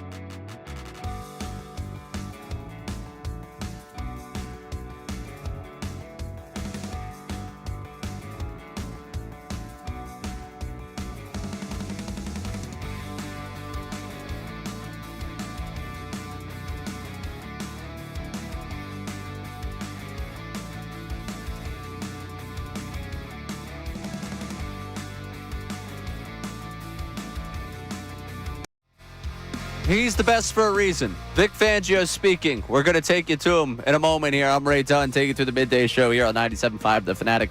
Vic Fangio, get into the presser early. You know, this is a vet move. He's just a joy. We're going to get the truth from him. We're going to get everything we need from him. Here is your defensive coordinator, Vic Fangio. It's 1 in the morning, right? No. Any adjustments? How'd you change things up in terms of keeping Mahomes from running in the second half? Yeah, he was a real problem there in the first half. I thought we really played good in the first half, except for letting him run for, 60-some yards in the first half. And, so we had started in the first half. We pressured more to try and help that. And the pressure helped us. What was the philosophy with the blitzes? We obviously didn't see them in the Super Bowl. Why in this game? Well, we didn't need them in the first game you're alluding to, and we needed them in this game. So they're always there. It's just whether you need them or not. How much did Jalen Carter's presence mean for that pressure that you were able to? He had some good rushes. He's still, I think he needs to round into better shape. Both he and I talked about that, and he readily admits that, and I think we'll even get more. But I thought for everything that has gone on in his world, I thought he played pretty good. Him needing to get in better shape, is that a result of not playing week one, or is that something you've noticed? No, just playing week one. It's just everything. What did you see from Za'Darius during the week that gave you confidence that he could be part of the rotation? And then how did you think he played it? Yeah, I thought for coming in on such short notice, he made some good plays. Obviously, he can get a lot better, too, which I think he will with gaining more knowledge of what we're doing. But it kind of put to bed, they have this rule where in training camp you have to have these acclimation periods, where you can, no pads, then how many are on the field. They don't do acclimation periods for signings in season, or like Chase Campbell, who we signed 2 days before the last preseason game, played in that game. Best game Jordan Davis has had for you? I don't know. He's been playing really good since the back third or back quarter of last year into this year. So I think it's been more of a continuation of what we've been seeing lately. How did that happen with Jalen Carter? How did he get to the point where he wasn't in the fitness level that you guys needed coming out of training camp?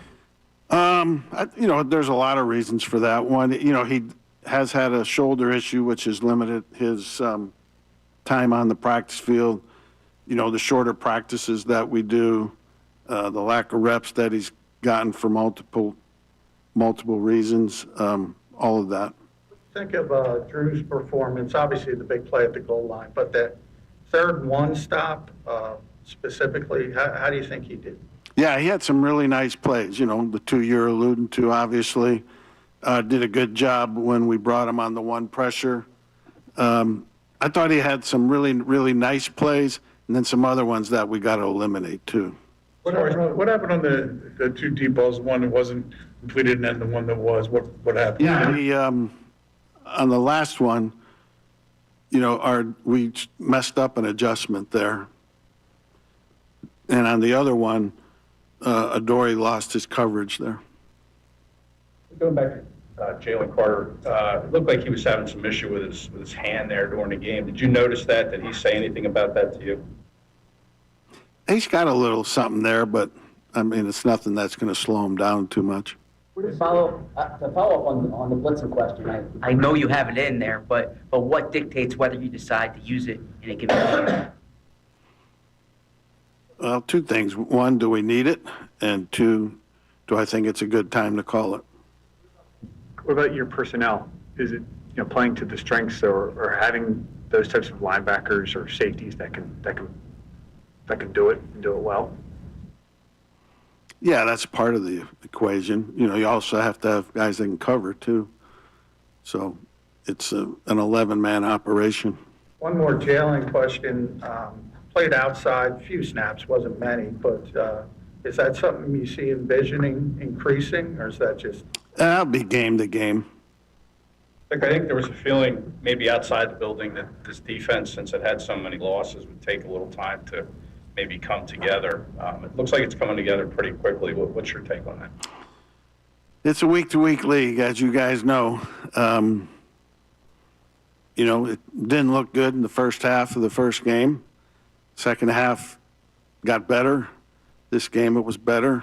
TBD, we got another one on Sunday at 1 o'clock. But, I think we'll get better and better as the season goes. We got some young guys, new guys, that should do nothing but improve. And also I'll get a better feel for what the unit can and can't do and what needs to be the style of play that we need to play most often. What makes Nolan a good run defender? Is what? What makes Nolan Smith a good run defender? His mindset, number one. Playing good run defense is a mindset, and he's got the mindset, and he attacks blocks, and he's fearless. How much of the system did he know going into the game, and how much more can he grow into it? He knew enough that we felt comfortable playing him, but obviously he should know more today than he did then, and he should know more next week than he did. He's got a lot of learning to do. Assessment of Dory's performance overall. I thought it was improved. I thought he did some good things, and hopefully that will kickstart him into being a good corner for us. What did you think of Morijomo's performance? I think I saw you had 6 pressures. What did you see when you watched him? Mo's a good player for us. He was last year. Now he's going to get more reps, so he should be showing up more. He's a good football player. You need to stop being surprised by that. Top of mind as you get ready for the Rams? What's what? Top of mind for getting ready for the Rams. Yeah, they have a great offense. Their scheme is really good and tough to prepare for, tough to play. They got a great quarterback operating it. They got now 2 great receivers. Sean does a great job calling the game. He's a really good play caller throughout the course of a game. It's a extremely difficult assignment. Jihad, week 2, how do you think he performed? And his length is kind of unique. How in your history, how unique is his length? Yeah, he played well. And I think he's, kind of like we were just saying, he's going to continue to get better and better and better the more he plays. There's really usually a good correlation. The more you practice, the more you play, the better you get. And he's going through that, and he's getting better and better every day. And really happy to have him. Love his work ethic and his attitude. And he's doing a good job for us. And his length and speed is an added bonus. What are the keys for those middle field defenders when there's eye candy, which Sean uses a lot at the snap? Yeah, you just got to play your techniques and your fundamentals, regardless of what's going on in front of you. It's discipline. A lot of you guys talk about Drew's ability to be around the football. I guess, in your experience, what goes into that for a player? Like, is that something you develop? Is that something that's purely instinctual? I guess what? Both. He obviously has some instincts for that. And the more you play and the more you learn a defense and your assignments and what's expected of you, that will improve too. But he's got the foundation of it already being in him. Seen a trend going back to last year that's continued this year in terms of improvement in the second half of games. What goes into halftime adjustments or in-game adjustments that allows your defense to do that? Halftime adjustments are way overblown. Halftime is 12 minutes long. Takes me a few minutes to get down. Takes me a few minutes to get back up. You need to be making adjustments all throughout the game. If our offense has a good drive, there might be more than 12 minutes in between when we're on the field. So in between series, you got to be doing it. I got to be doing it in my own mind from a play calling standpoint. So,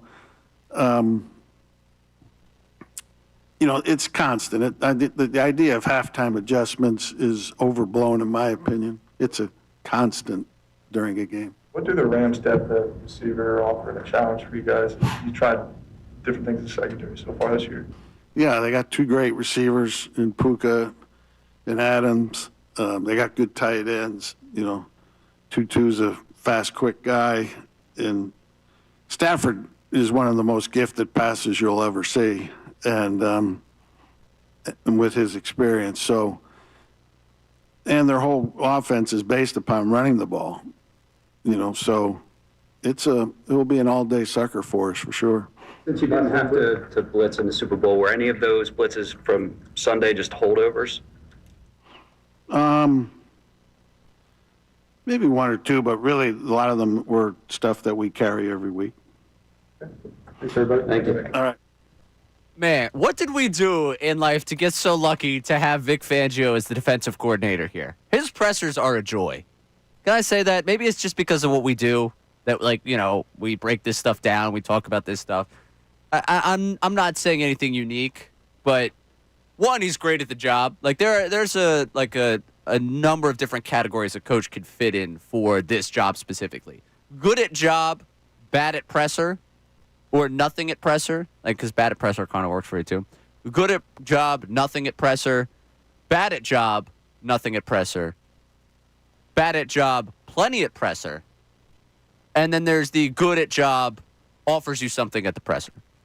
He fits into that category. There is so much that you could break down from his pressers. It is not just a bunch of words to fill the time to get out of there. There is so much you could take from that. I loved the answer about halftime adjustments being overblown. And it's funny, we talk so much about just how much this defense helps this offense. And one of the things I talked about yesterday was I felt like the 4-minute offense, we need to see a little bit better in terms of the game-killing drive that they didn't have over the last 2 weeks. Him talking about just those long drives being a place where they can actually make adjustments defensively and that the halftime adjustments are overblown, something to take away from that. The Jalen Carter not being in shape. All right, yeah, the shoulder problem, shorter practices, lack of reps, but hey man, week 3 is here. That's coming up. We got this on Sunday. We're talking about week 3. Not great that's what we're talking about in week 3. Again, I said it when he got ejected. I said it the next day. I'll say it right now. This guy's going to make a boatload of money for good reason. He's a very, very talented defensive player. But professionalism in the place there. 1, start with the ejection. 2, start with the fact you're not in shape by week 3. That's a concern. Carter, mind you, did play 80% of the snaps at 48 snaps total. And listen, credit to him playing through whatever he was going through with the wrist. Mm-hmm. So I don't want it to be totally let's just destroy Jalen Carter here. But Carter readily admits, that's the phrasing he used, to not being in the shape that he needs to be in. There are reasons, justifiable reasons that that's the case. But not encouraging to hear about your best defensive player come week 3. In a matchup where he was the deciding factor in that divisional game. That you'd like for him to be at a full go. Again, it's week 3. Should be, but it's not the end of the world. Other things here, love his honesty with Adoree Jackson. Hopefully that will kickstart him into being a good corner for us. Talking about his performance on Sunday. That was interesting to hear. Adoree lost his coverage, very clear on why one of the deep balls ended up being a broken coverage. Also love, I believe this was our guy Caden Steele. If you guys don't know, Caden Steele works for NJ.com. He's a Temple guy. I love Caden. He was coming up through the Temple. He was a year younger than me. We did a lot of different work together in student media. I love to see all the success that Caden's having. And I love hearing him ask a question. If you see me beam a smile when one of these pressers are playing, it's because I think Caden asked the question. I'm pretty sure he's the one that asked the Moro Jomo question, to which Fangio responded, he's a good football player. You should stop being surprised about it. I love that. I love that from Vic Fangio. A good presser from Fangio. We'll continue to react to it coming up. We still got people on the line that want to get into the conversation about critiquing a 2-0 football team. So we'll get to that as well as we continue here on the Midday Show on 97.5 The Fanatic. Hey, everybody, it's Bill Colarulo, and coming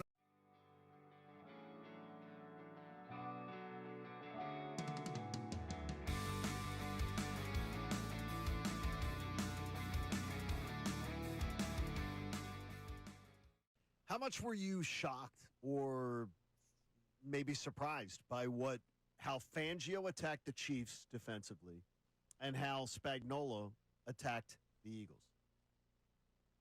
I was really impressed and taken aback a little bit by how Vic Fangio approached that game, because he didn't send a single blitz in Super Bowl 59. And I believe, according to True Media, there was 11 blitzes on Sunday. So they were a lot more aggressive than they have been traditionally.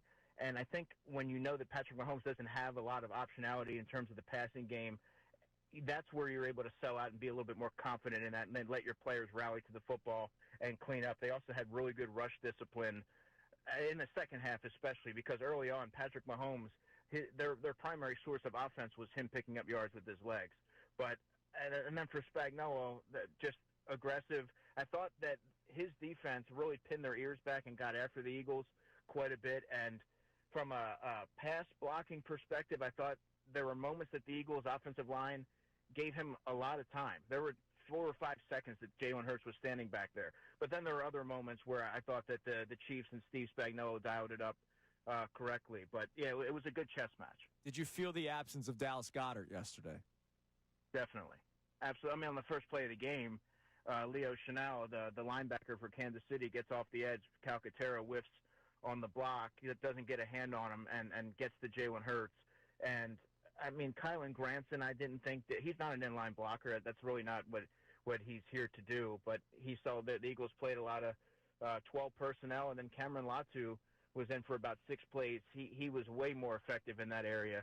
But you definitely felt the impact from Dallas Goedert, especially as a blocker, but also in the early stages of that game where I thought the Eagles were trying to force some things down the field and not necessarily take what was being given to them.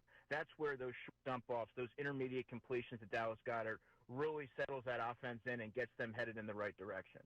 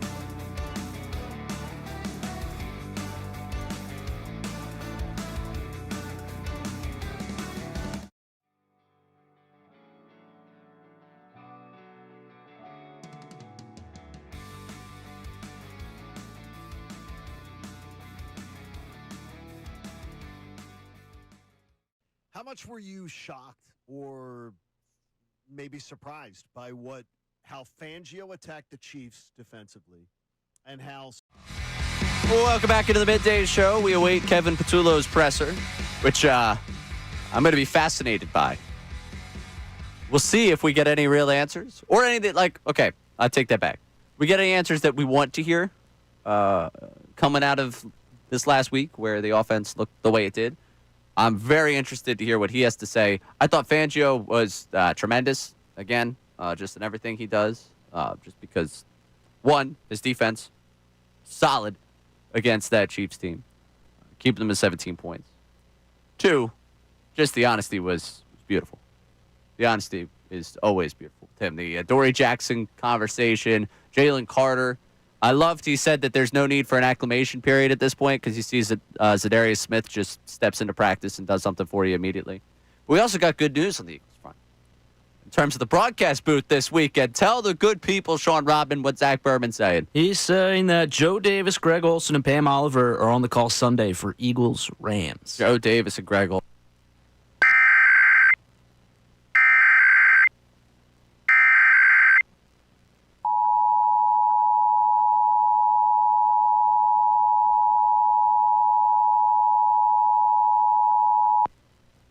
The civil authorities have issued a required monthly test for all of New Jersey beginning at 10:50 a.m. and ending at 12:50 p.m. The New Jersey Office of Emergency Management is conducting a test of the emergency alert system. Had this been an actual emergency, the attention signal you have just heard would have been followed by official information or instructions. This concludes the test of the emergency alert system.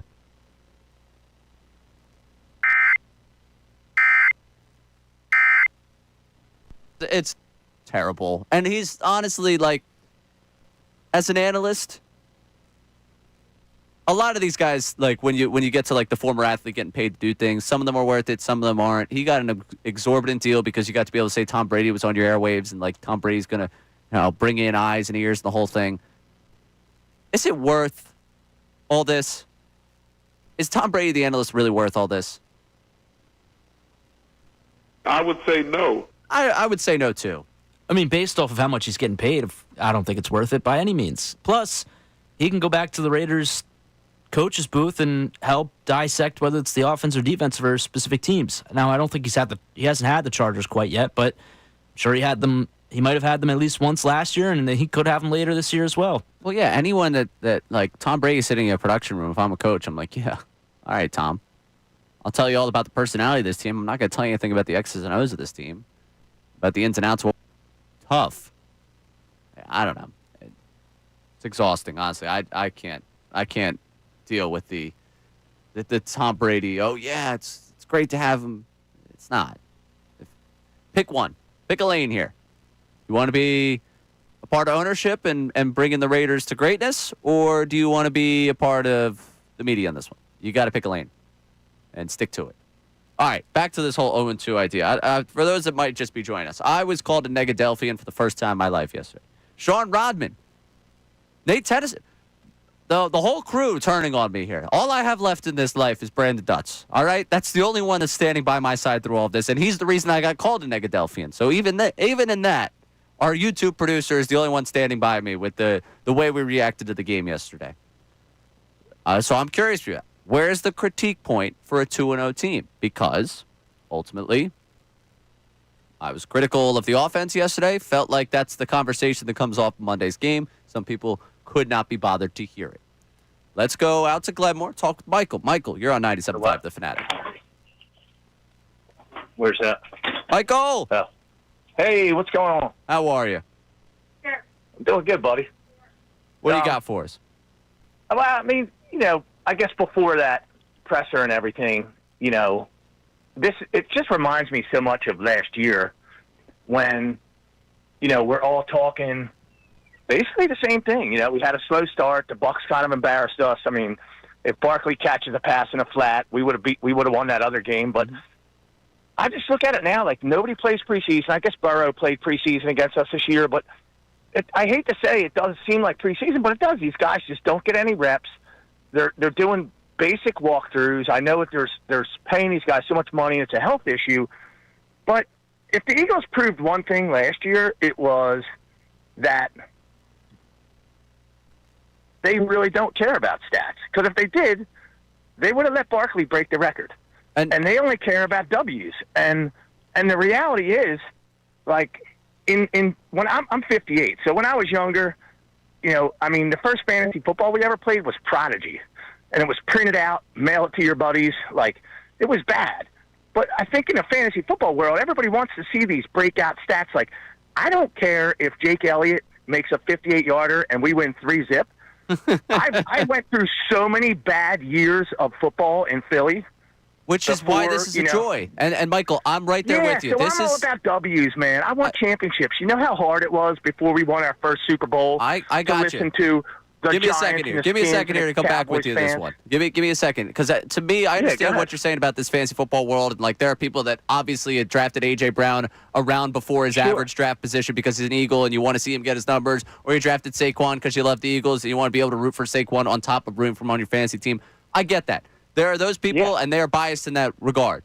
In the conversation yesterday about wanting to see more explosive plays in this offense and wanting to see more chunk yards in this offense, I think we saw with the way that they dominated in the NFC Championship game, the way they dominated in the Super Bowl, when they got to that level, the difference that can make in offense. I don't necessarily need it because, I have A.J. Brown over receptions or over yards, and I need that to play out. It's not so much about getting your stats. It's about the way it looks. And the offense yesterday did not look great. That's more the conversation we got to yesterday. If you want to say it's preseason, like, would you have cared if they lost the game if you think it's a preseason exhibition? Yeah, in that percent, I 100% agree with you, but ironically, we have a family fantasy football league, and my first two picks in the draft were Hurts. I had the last pick, so I had then this next pick. I went Hurts, AJ, boom, boom, boom, right away. And they haven't done anything from this year, and I'm 0-2, and I don't care. But the bottom line is, my backup quarterback's Burrow, so now he's out 3 weeks, man. I just dropped him and picked up Jared Goff for crying out loud. But for me, the biggest thing is, of all those lean years as a season ticket holder, freezing my butt off in the multi-purpose stadium of the Vet in Section 272 prior to moving to the link, man, we didn't get W's. I used to go down there and watch Buddy Ryan just say, "Hey, Randall, go make a play." Right. We would lose 20-6 to the Rams in the playoffs against an inferior team. Man, I want to stack W's. I'm so happy that I don't have to hear Giants and Cowboys and Redskins fans tell me that the Eagles are the only team in the division without a Super Bowl. You got that. You got that in terms of the, like, where we are as a franchise is something to celebrate. Like yesterday, we had the conversation in the 10 o'clock hour. We talked about the offense. We got into that conversation and probably segment 3, 4 yesterday.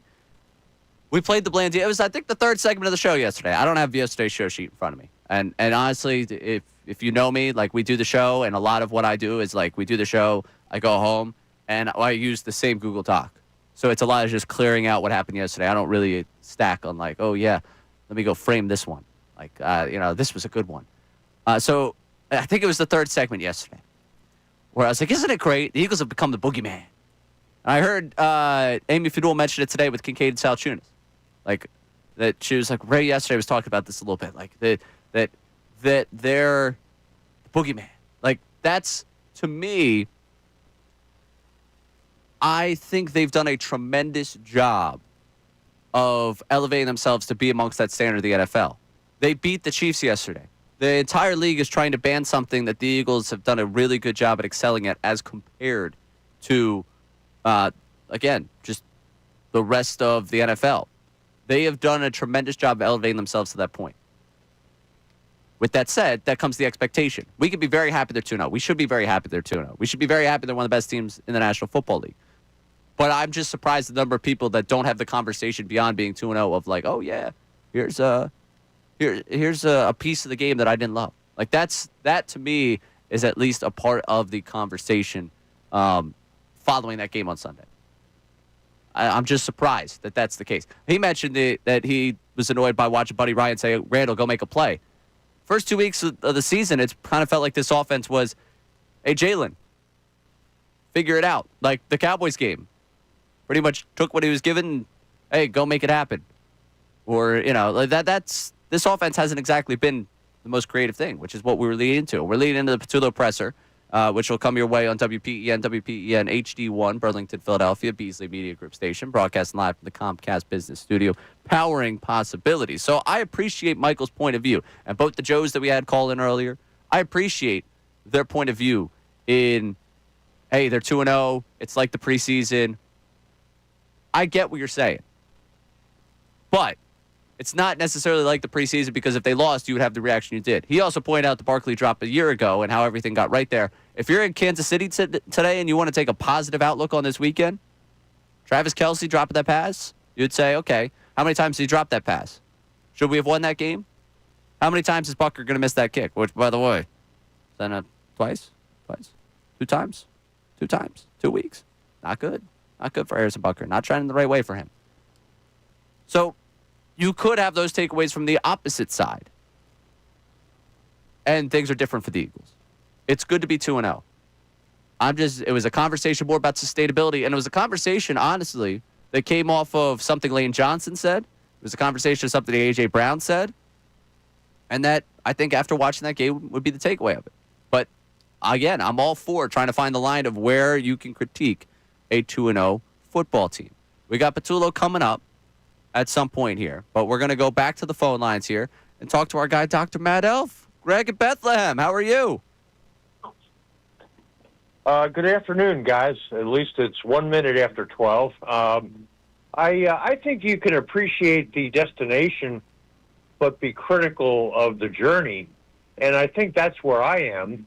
Obviously, 2-0 is preferable to the alternative. One question I had that I don't know that we'll ever find out unless they tell us is, how often Hurts might have checked out of a long pass to go with something underneath because of the potential blitz that he was seeing, because they were blitzing a lot.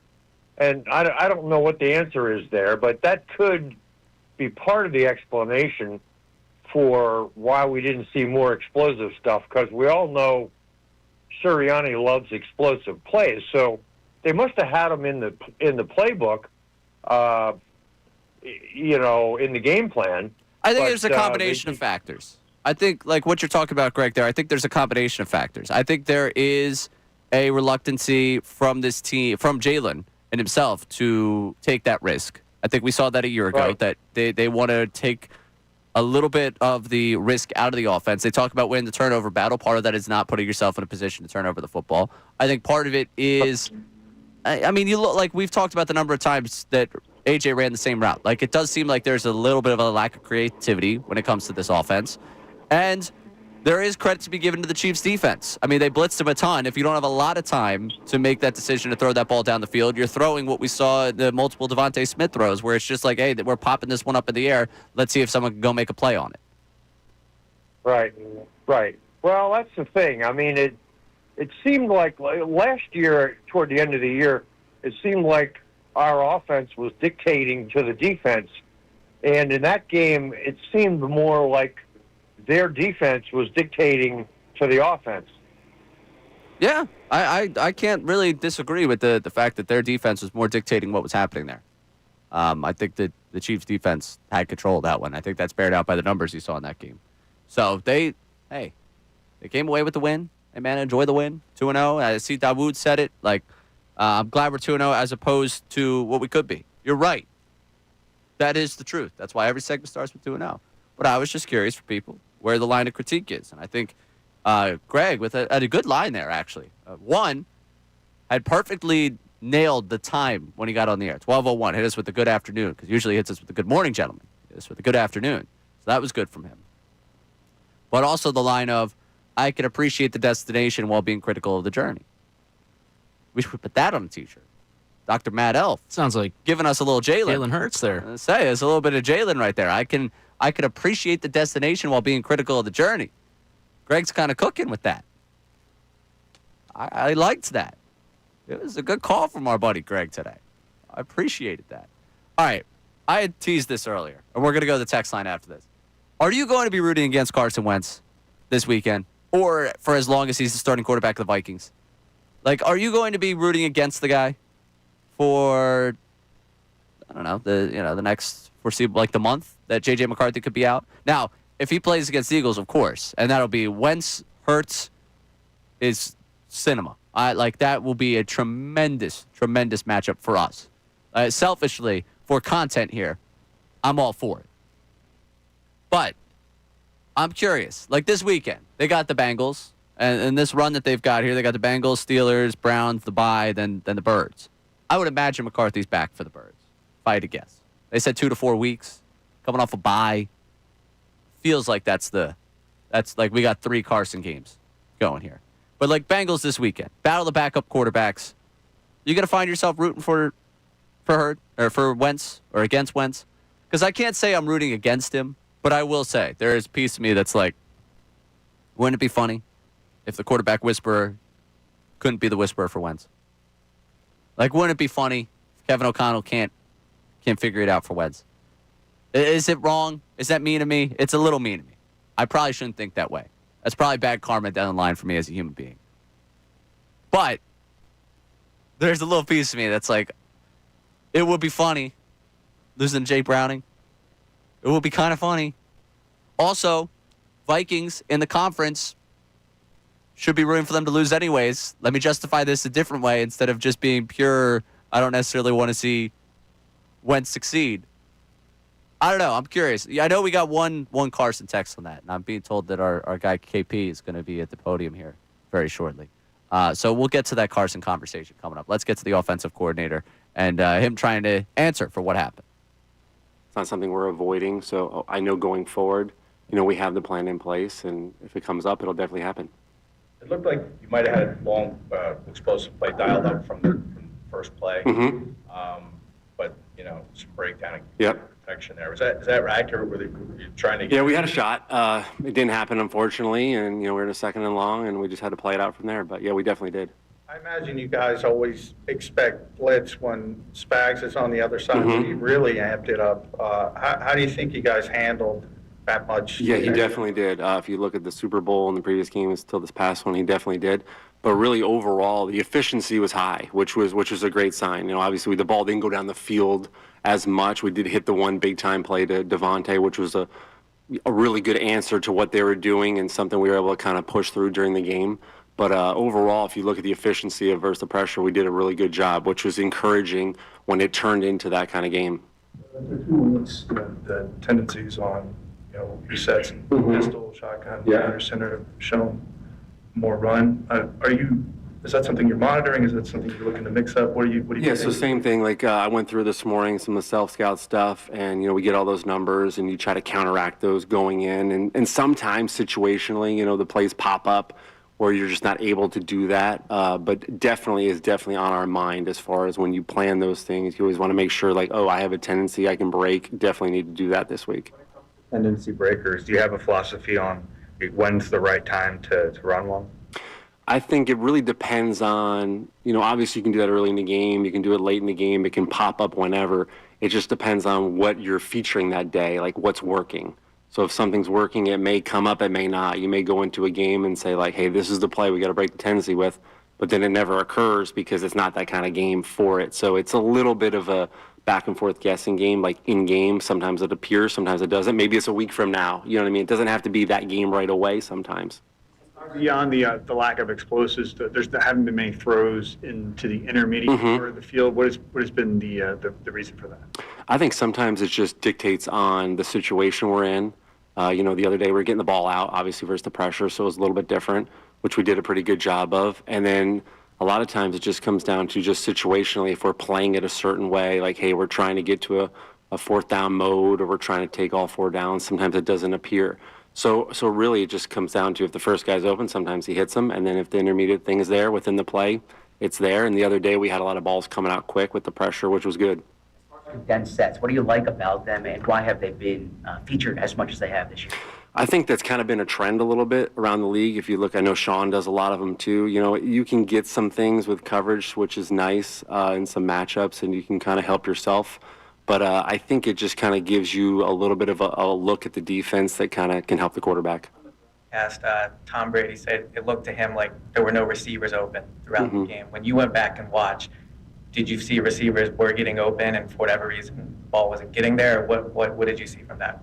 Yeah, I think obviously I didn't watch the telecast to listen to it, but I think really if you looked at kind of how we were doing what we were doing, we had opportunities. You know, if he's speaking to maybe downfield stuff or trying to do that, that could be different. But just the efficiency, like I said, we kind of got the ball where it needed to be in time and space with what was happening. So, I mean, if you're expecting like these deep developing routes, that probably wasn't going to happen on that day the way it was played out. But yeah, I'd have to look at kind of what he was talking about in the moment. Times where it does make sense to. Sorry, go ahead. Are there ever times it does make sense to force it with the quarterback you have and the receivers you have? Well, I think there's a fine line, right? Because you don't want everyone to put the quarterback in harm's way. Because if you do that and the protection doesn't hold up or it doesn't add up to what they're doing, you could have a catastrophic problem, right? And that was one of those games we knew, right? Both offenses it was a tough game for both of us. So if you put somebody in harm's way and kind of say, I'm taking a huge chance right here, that negative play could be a major issue and really could be the deciding factor in the game. Ultimately, one turnover in that game was the deciding factor. And when you look at the times we've played them, even back to 23 and whatever, it's been like one turnover. It's been an issue. And obviously in the Super Bowl, that was kind of what blew it open with a turnover. So you could sense that in the game, even from them on their offense and the way the game was flowing, that any mistake was going to be kind of one of those things that, you know, got you the win. Go ahead, sorry. Is a possible drawback of condensed sets that it brings the defense in closer as well? And also, I was wondering what you thought of Jalen's recognition at the line. Yeah, I think it can. It definitely can.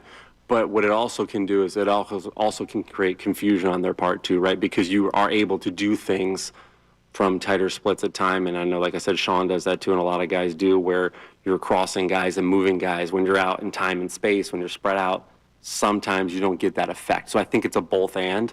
And I thought overall, you know, for what Jalen was asked to do, he did a really good job of handling things at the line of scrimmage and identifying what was happening. He saw it well and got the ball out. What you were talking about with Rube, so Nick often cites the explosive plays and the turnovers as like the two things, but I guess they can work in contrast in a sense with one another, right? Correct. The more aggressive you're being, bigger chance of a correct. I mean, how much are you sort of looking at that sliding scale, and where do you think it needs to be after 2 weeks? It's a fine line, right? Because turnovers ultimately are a huge deciding factor. And if you count the fourth down stop we had, that's another turnover, right? So turnovers really can change the game quickly. So explosive plays are great, and you always want to try to get them. It makes it way easier to score. It makes it way more efficient, obviously, for an offense to move the ball down the field. But there is a fine line because you want to make sure those explosive plays aren't coming at a cost where you're at a high risk for a turnover in a game like that. Reasoning for the lack of design QB runs?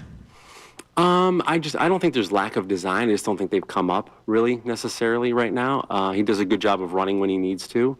And don't worry, we still have those. Saquon Barkley's longest run Sunday was 13 yards, touchdown run.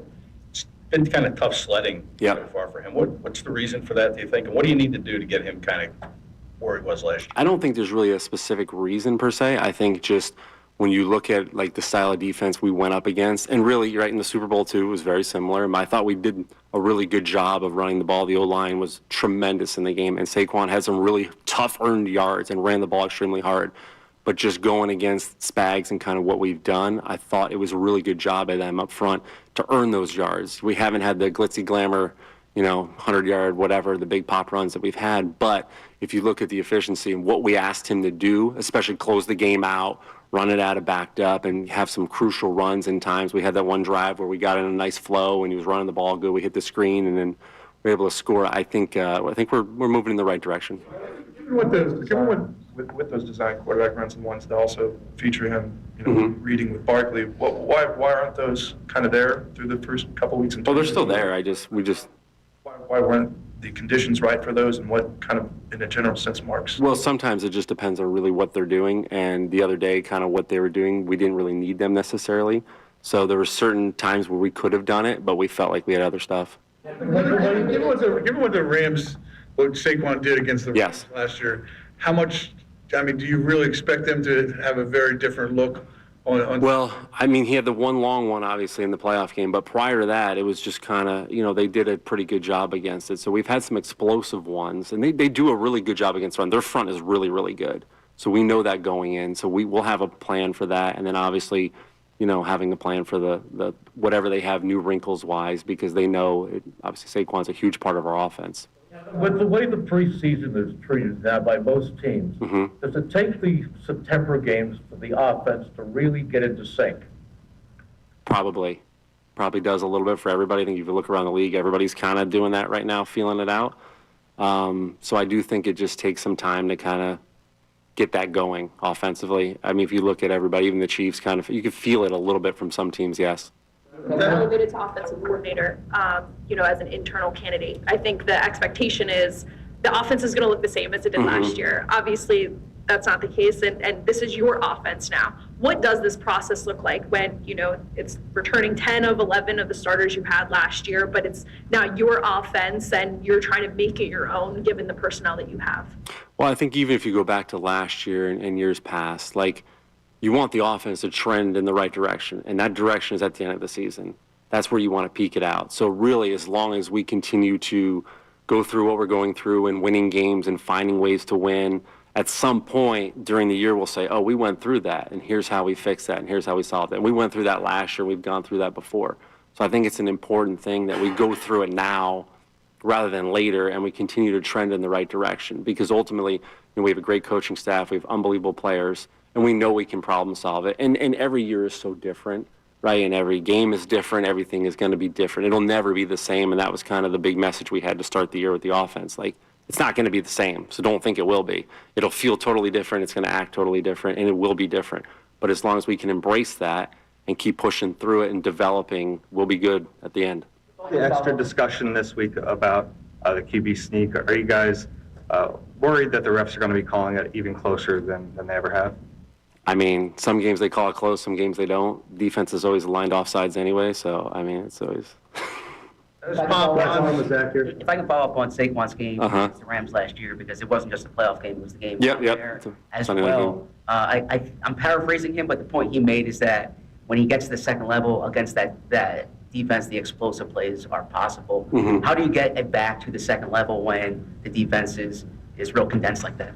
It really starts with the guys up front, right? You got to identify what they're doing, and if we're on the same page and we're able to kind of work together to get them through the second level. If the second level wants to work their way into our O-line, then we got a really good shot. And if you watch a lot of those runs, it starts with the receivers too, and the tight ends blocking downfield. That's a huge piece of it. They've been working their butt off to try to get him through on some of these runs, and we were really close, even on Sunday against Kansas City, super close on two of them. So I think it'll happen. Thanks, guys. I stand corrected. We did get something from Kevin Patulo today. We got a couple of things from Kevin Patulo today. All right. Hello, Midday Show here. I'm Ray Dunn. Been tuned in to the Midday Show. That's Kevin Patulo, his presser. Wow. All right. Where do we want to start? Let's start with the joke. Let's start with the funny thing first. The tush push. Defense is always lined up offsides anyways. Not really a joke, but that was at least funny to hear him say. Both of us looked at each other. Sean, Rob, and I looked at each other. Oh, all right. He had a little smirk on his face on that, too. He got a little bit of his the Serriani cockiness going on with that one. If everyone could do it, everyone would. He had a little bit of that going on. You could see a Serriani streak in him. You could see why those guys get along. They got a little bravado to them. 2-0, understandable. There was a question asked by Merle Reese about offenses in September. Is this the new preseason, basically? He says, probably. You just look around the league. Over a third of the league has seen their team score 30 points. And all right, if you're not into the points thing, because, well, maybe defense helped them out situationally. He talked a lot about efficiency. And there's a number of ways that you could look to analyze the efficiency. A lot of people like to look at the expected points added. That's what people look at. Eagles are middle of the pack, 15 offensively. Just estimated points added per play, 0.04. They are just above the Jets, just below the Chiefs. Their EPA per pass play, 21st in the league, just below the Chiefs, just above the Bears. I understand that you want to look at the rest of the league, And a big part of this is you're 2-0, and it's good to be at that spot, and he did parrot that a few times. But you're trying to sell me a little bit on efficiency that I don't necessarily love. It was a lot of, we're going to get there, we're going to get there, we're going to get there. And you can believe that they're going to get there. And you should believe with the offensive talent here, they should be able to get there. They're going to play their best football at the right time. But you're trying to sell me something that's not necessarily there. And he also said something, if you're talking about deep routes and developing, he was asked about Tom Brady on the broadcast saying there weren't open receivers. If you're talking about deep routes and developing in that case, it wasn't going to happen that day. Is he admitting defeat on going down the field? Like that to me was an admission of defeat, going down the field. Sometimes it doesn't appear when he was talking about intermediate passing. There was a lot of it just didn't happen. I know that's not the mentality they have to be taking inside those four walls, because they're obviously going to try and clean that up, but talked a little bit about the fact they wanted to go to AJ right off the jump there, that the pressure just ruined that play, that he was open. They were looking to make that. I love that the week after the AJ Brown conversation, they were going to try and go over the top to AJ to start things. That's a good sign. Take something that's good there. But from a lot of it was just like, it's just not there right now. We'll get there. It's reassuring maybe to that group in there. It's reassuring that a year ago they did get there. But there wasn't a whole lot of, this could be, here's an area, maybe he's got the whole competitive advantage to himself. I don't know. I walked away from that presser hearing, okay, there's an excuse for this, there's an excuse for that, there's an excuse for this, there's an excuse for that. At some point, we'll get it figured out. And I hope he's right. I hope he's right that at some point they'll get it figured out. I just didn't walk away from there saying, there was a lot given in way of, we have to get better at that. It was a lot more of, it's just not there right now. We'll see. We'll figure it out. I don't know. Am I off base with the way that sounded? No, he seemed confident, I would say, that it will get better. Yeah. I will kind of give him a highlight at it, but there's reason to be confident this offense could figure it out. Look at the names on this offense. Exactly. I'm not going to pretend like we're talking about J.J. Arcega-Whiteside and Greg Ward and, Nate Sudfeld as the quarterback. Sorry to all those guys I just buried there. But I understand that. But at the same time, it did feel like there were some excuses built in, that he's kind of just downplaying a lot of things. And some of that, I think, is coach speak. It's something that maybe he learned from Nick Serriani. I don't know.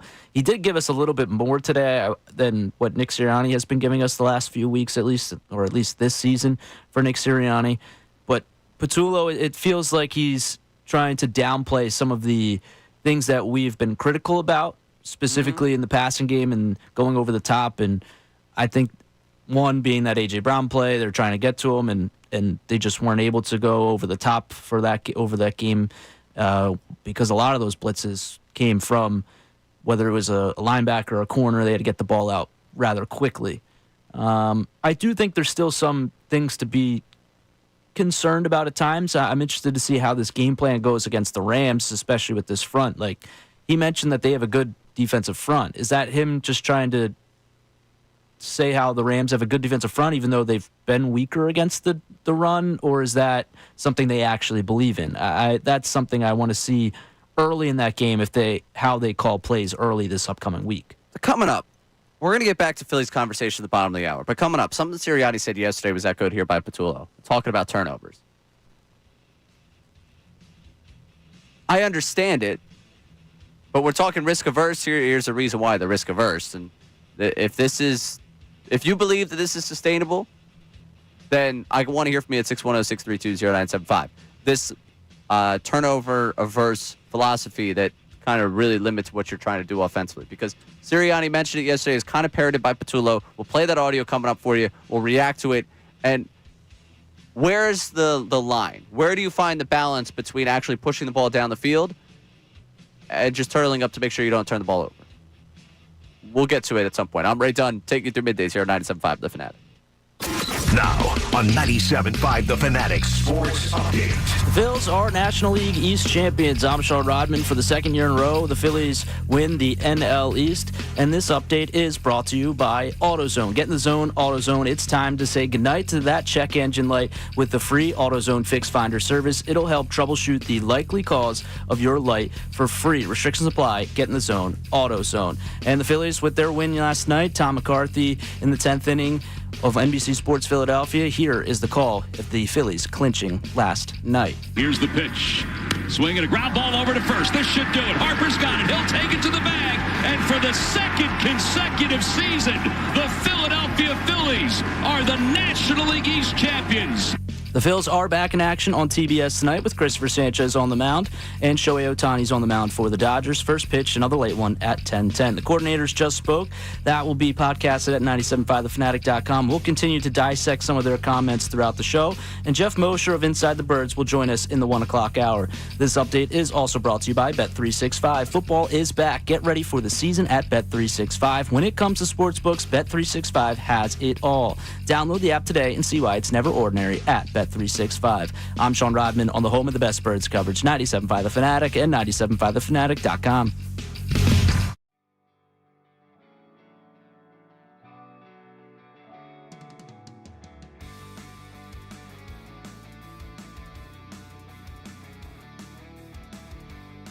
But when you have so many issues at your skill positions, and when you have a dominant defense on the other side of the ball, because Spitgate didn't happen this week, Jalen Carter was on the field, which you saw how that benefited other guys on the defensive line, benefited the linebackers yesterday. The Philadelphia Eagles are the better team than the Kansas City Chiefs. You saw it 7 months ago in Super Bowl 59, and you saw it yesterday when they went to Arrowhead, which is a tough place to play and start the season 2-0.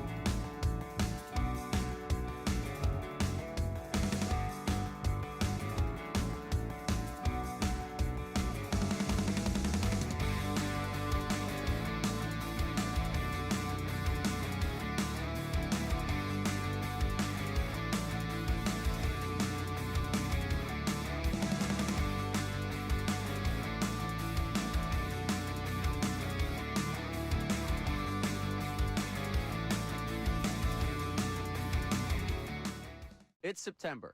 Stacking a win against the reigning AFC champion, who is already 0-1 in a pretty desperate spot to get themselves a victory, on the road in Arrowhead in an environment like that is impressive. It's an impressive win for the Eagles. That's the headline. One of the side stories here is the sustainability of this offense. It's sustainable in September. It's sustainable probably somewhere into October, where you're able to make this work.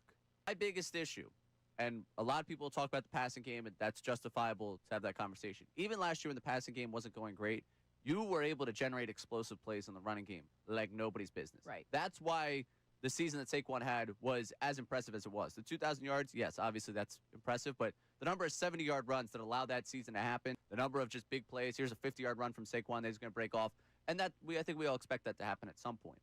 But without those explosive plays, that's the part of this that isn't sustainable and that you can't win, again, come January without that. Right now in September, it's totally acceptable. You win a game, you don't look very good offensively, it's fine. You got plenty of time. You got a first-time play caller against Spags. Right. That's a way you can draw this up. You say acceptable, impressive, in terms of the fact that you're able to win that game on the road against that caliber of opponent. But come January, without explosive plays, that's not a sustainable form of offense.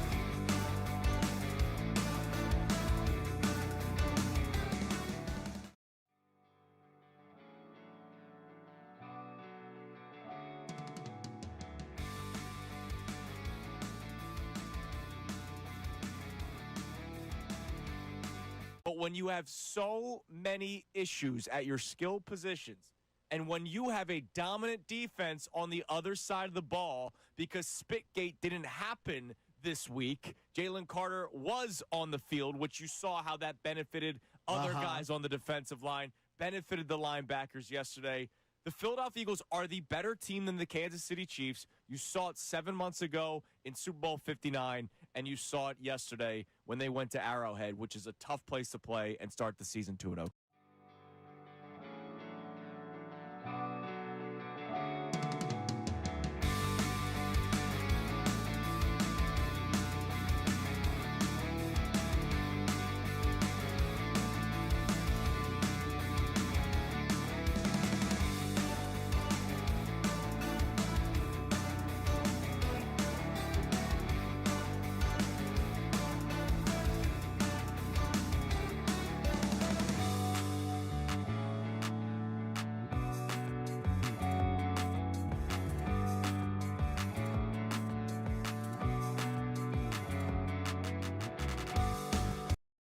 That's right, 12 o'clock hour here on the Midday Show. It is brought to you by Service First HVAC, offering 0% financing for 48 months, rebates and tax credits up to $4,300 for purchasing a heating and cooling system. Learn more at servicefirst.hvac.com. I'm Ray Dunn, taking you through the Midday Show here today. Coming up in less than an hour, 125, Jeff Mosher, Inside the Birds, and Philly Voice will join us, talk about those birds. And we've done plenty of talking about the Eagles so far today. You just heard from the coordinators. Before we go back to this Eagles conversation, I got a little report, I guess, news-ish from Ken Rosenthal. He's got his little column of different notes, which, by the way, tough look for Rosenthal. I know he apologized for it. I'm not going to go too deep into it, but knocking over the cameraman, did you see that clip? I did not, staring no. him down? Actually, yes. I saw the picture. I didn't see the clip. Yeah, it's just tough. The stare down was something there. Then they walk back over to get back. I understand you're in showbiz mode right there, where you got to get back to the television thing. Help the guy up. Come on, Ken. But anyways, Ken Rosenthal talking about what's Schwarber's value in his column. The expectation is that designated hitter Kyle Schwarber will remain with the Philadelphia Phillies. A 4-year deal at $30 million plus per season seems realistic, in part because his leadership adds to his value. But there is no obvious free agent precedent for Schwarber, who will be 33 at the start of next season. Jim Thome, who like Schwarber was a left-hand slugger, signed a 6-year, $85 million contract with the Phillies in December 2022, entering his age 32 season. Yada, yada, yada, yada, yada, yada. So basically, expectation now multiple times. Nightingale had this at one point. Rosenthal has it now. Is it safe to feel less concerned about Schwarber departing in free agency? Can we put that concern a little bit to bed? Yeah, I think throughout the season I've gone a little bit more confident that he's going to be returning. Whether it's some people on social media see trying to ask Middleton, will he be back, and saying he'll do pretty much anything possible to get him back along those lines. I feel pretty comfortable and pretty confident that Schwarber will be a Philly next year. $30 million plus. 35, you think? AAV? Yeah, I think around 35-ish. I don't think it reaches quite $40 million. All right, let's just let's call it 35 for 4. You're good with the 4 years, $140 million contract? Yeah, I mean, would I rather maybe $130 million? Sure, but yeah, I'm gonna go. I'll do that any day of the week. I'll say it, man. Probably could even go higher. That sausage, pepper, and onion sandwich, I'm okay if it goes into double digits cost-wise, if it means keeping Kyle Schwarber around. I know. I'm guilty of it. I say that now. I know, because I'll complain about it next year for sure. I'll complain about when the beer's $20. But if I get to watch Kyle Schwarber hit one over the right field fence, I got you. Actually, you know what? You already messed up the out-of-town scoreboard. Just more ads. A little bit smaller, but more of them. Why not? Yeah. I mean, I think there's a couple other places you could add a few more ads in there. Get a couple extra dollars for Kyle Schwarber to stay. Middleton. Hey, why not? We talked about Ranger. Why don't do it for Ranger Suarez too, you know? All right. I'm getting greedy. I know. You're getting greedy here. The qualifying offer will be enough. Just Middleton, I'll walk around the game with an advertisement on me if it means keeping Schwarber here. I mean, I want a little bit of a cut of it, but large part, you could keep it. All right? I'll walk around all 81 home games with an advertisement on me. That's what I do to keep Schwarber here. But good to see Rosenthal saying that 4 years, $30 million plus per season seems realistic, and that the expectation is that he'll stay here. Back to the Birds for a second here. And it's something Serriani said yesterday that has really occurred to me. And I think it's occurred to a lot of the people who watch the Eagles week in and week out. I think it's as simple as this. Here's Nick Sirianni talking about turnovers. It always is going to come down to the ball. The team that wins the turnover battle a lot of the times wins the game. I mean, it's one of the highest stats there is out there. And so we take a lot of pride in how we protect it. We take a lot of pride in how we take it away. You know, whether that's how we catch it or how we strip at it or the attempts that we get on them, on the ball. And that, you know, sometimes on offense, it's not real sexy to say, you know, to be like, but it's the consistency of taking care of the football on a play-to-play basis there. So that consistency is huge in football. You know, that's something we talk about an awful lot. We drill an awful lot. There's not a meeting that doesn't go by where we are not showing something from that. So, and the guys go out and execute it, and they put a lot of pride into it. So, yeah, it's always we feel like it's always coming down to the ball, and that's why we preach it so much. And listen to Patulo today. He said one turnover was the deciding factor. It's been the difference before against those Chiefs teams, and it was the difference again on Sunday. The turnover was the difference. Is the philosophy here for the Eagles just win the turnover battle? Is that it? Is that simply? Can it be that simple? Can they rely on it being that simple?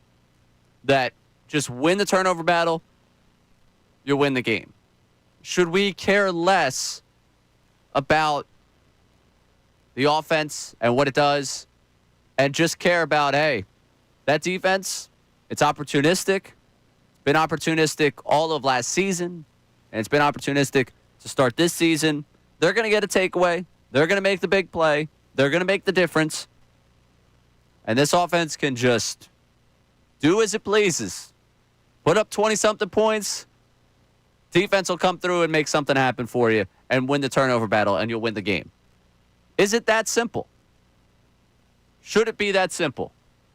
Should all the energy I've put into talking about this offense just go away and just assume, hey, this is a team that's opportunistic defensively, has enough offensively to get yourself 20-something points a week, and they'll make it work? Because it kind of seems like that's the mentality through 2 weeks that they're okay with living through.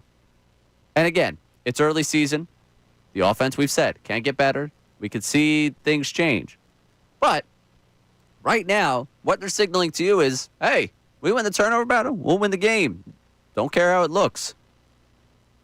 Is it enough to just rely on that? Say, yeah, you know what? Throwing it beyond 10 yards, I'm good. Explosive plays, I'm good. As long as the ball stays in our hands, not the hands of the other team, you go draft people from the other 31 teams for fantasy football. You know? You go look at someone else's box score. As long as if we have the numbers in the turnover battle, we'll also have numbers in the game. By the way, pregame show on Sunday. A little pat on the back. The difference would be a turnover. Not a lot, you know. A lot of us were picking a lot of wild things happen that game. Turnover was nice. Makuba, another opportunistic guy. Jahad Campbell, another opportunistic guy. They've added talent to that defense to take advantage of that, to win the turnover battle week in and week out. But is it as simple as that? Is really the question. Can it be as simple as that? I'm curious if you think it's just as simple as that. 610-632-0975. If that's enough of a philosophy for you to just be like, yeah, all right, that's what this team's identity is. That's who they are. I think I need a little bit more offensively, personally. But I can understand some of you just being like, yeah, we're good. Coming up, I want to get back to some Phillies conversation. I just gave you the Schwarber nugget there. But I have the duties of one Philadelphian to help out this Phillies team. All right? One Philadelphian, I'm calling on you. Please help out the Phillies. Also, interest level tonight in division rival. Potential collapse being finished by an old foe. We'll get to all that. I'm Ray Dunn, taking you through middays here on 97.5 The Fanatic. Now, A Birds Insider Update on 97.5 The Fanatic and 97.5thefanatic.com. The coordinators gave us some talking points today. I'm Sean Rodman, and let's start with Vic Fangio. He mentioned Adoree Jackson's improved play against the Chiefs this week, how halftime adjustments can be overblown, and he also highlighted Jordan Davis and Drew Makuba, among others, for their play on Sunday. But here is Vic Fangio mentioning Jalen Carter's endurance. He had some good rushes. He's still... I think he needs to round into better shape. Both he and I talked about that, and he readily admits that, and I think we'll even get more. But I thought for everything that has gone on in his world, I thought he played pretty good. Carter did play 80% of the snaps, and Fangio did later highlight that Carter missing practice during camp as a possible reason. Patulo was asked today about the talk around the tush-push, which he commented the defense is lined up offsides anyways. The tush-push debate will continue, but Patulo did say it will take maybe the September games to get the offense in sync. Jeff Mosher of Inside the Birds and Philly Voice will join us in the 1 o'clock hour on the coordinator's comments and more. I'm Sean Rodman on the home of the best Birds coverage, 97.5 The Fanatic and 97.5thefanatic.com.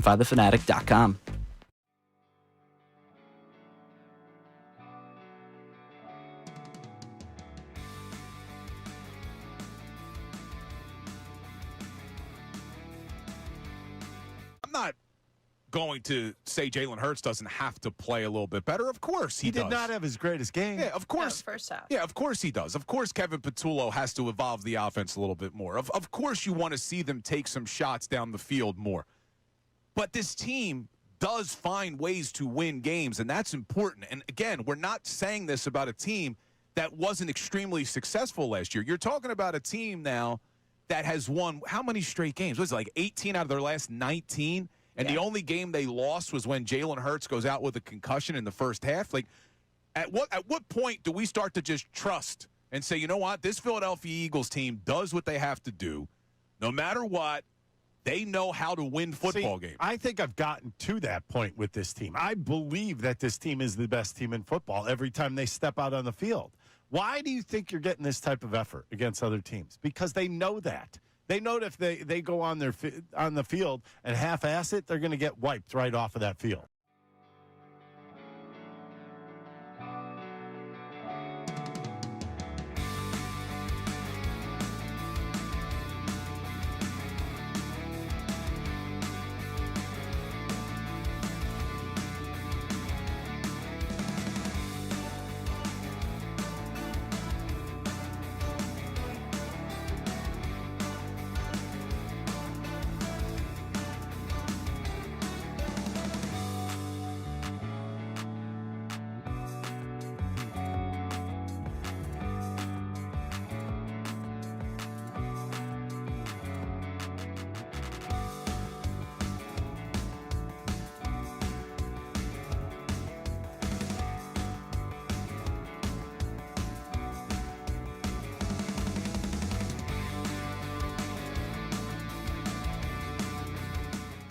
Let me give you a little Serriani love. Oh, boy. Because Knew with that win yesterday, Nick Sirianni improved his record to 50-20.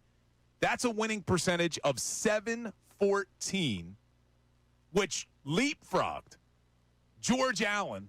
He now has the second highest winning percentage all time, only behind John Madden. I'm the smartest coach in the world. Is that pretty good? Pretty So damn much good. You know what? I mean, think about his whole time period here. He comes out with the fertilizer at first. Nobody believes in him. Now all of a sudden, take a look around. Take a look around at Eagles fans and ask them if they believe in Nick Sirianni. There is no other answer. The answer is yes. You would hope. And the one thing that kind of sits on me is that I look at the players and listen to what the players say. The players all love him.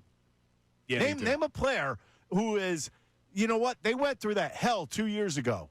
How many players stuck up for Sirianni? Almost all of them, if not all of them. Yeah, he seems to be liked by the players, and all he does is win. I mean, it's very similar to Jalen Hurts. Both of them have their critics.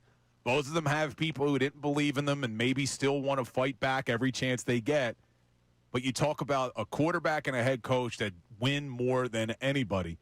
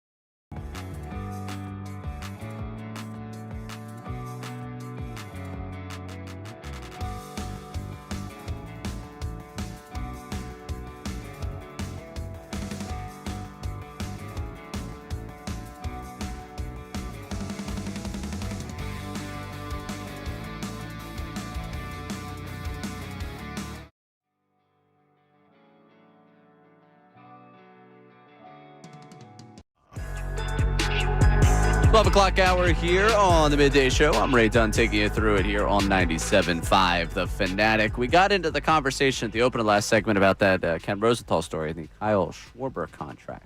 And as I see the traction right now, YouTube chat-wise, trying to figure out exactly where the numbers will lie. I think my official prediction is $35 million. I think that's my official prediction. 4 for 140. I think that's fair. I think it might even go 4 for 145. Ooh. I mean, yeah, sign him up. Like, keep him here. I think part of it's payment for, like, I feel like 32 feels reasonable, but like 35, you're going to be like, yeah, you know, you outproduced your last contract. We're going to take care of you. I don't know. I'm curious, but I know our YouTube chat's been talking about it, and also Cousin Ryan wants to get in at 610-632-0975. Cousin Ryan, you're on 97.5 The Fanatic. Afternoon, gentlemen. How are you? Doing great. How about yourself? You know what? It's a good day. The Eagles won this weekend. The Phillies clinched the NL East. The Mets are still kind of in that nosedive, so things are going well. Things are beautiful. Yeah. Well, I mean, pay the man. Like Bryce Harper said about JT. Let's pay the man and let's keep him. He does a lot of good for the community outside of baseball. And then all of a sudden, he just goes up there and he swings the baseball bat and makes it look like a toothpick. Yeah, it's amazing, isn't it? Yeah, it's awesome. It really is. So I mean, like they're probably going to bring him back. Like John Middleton said, they're going to do everything about it. It's probably going to be $35 million a year. But my message to John Middleton is, don't raise the beer prices. Actually, lower them because more people are going to come to the games.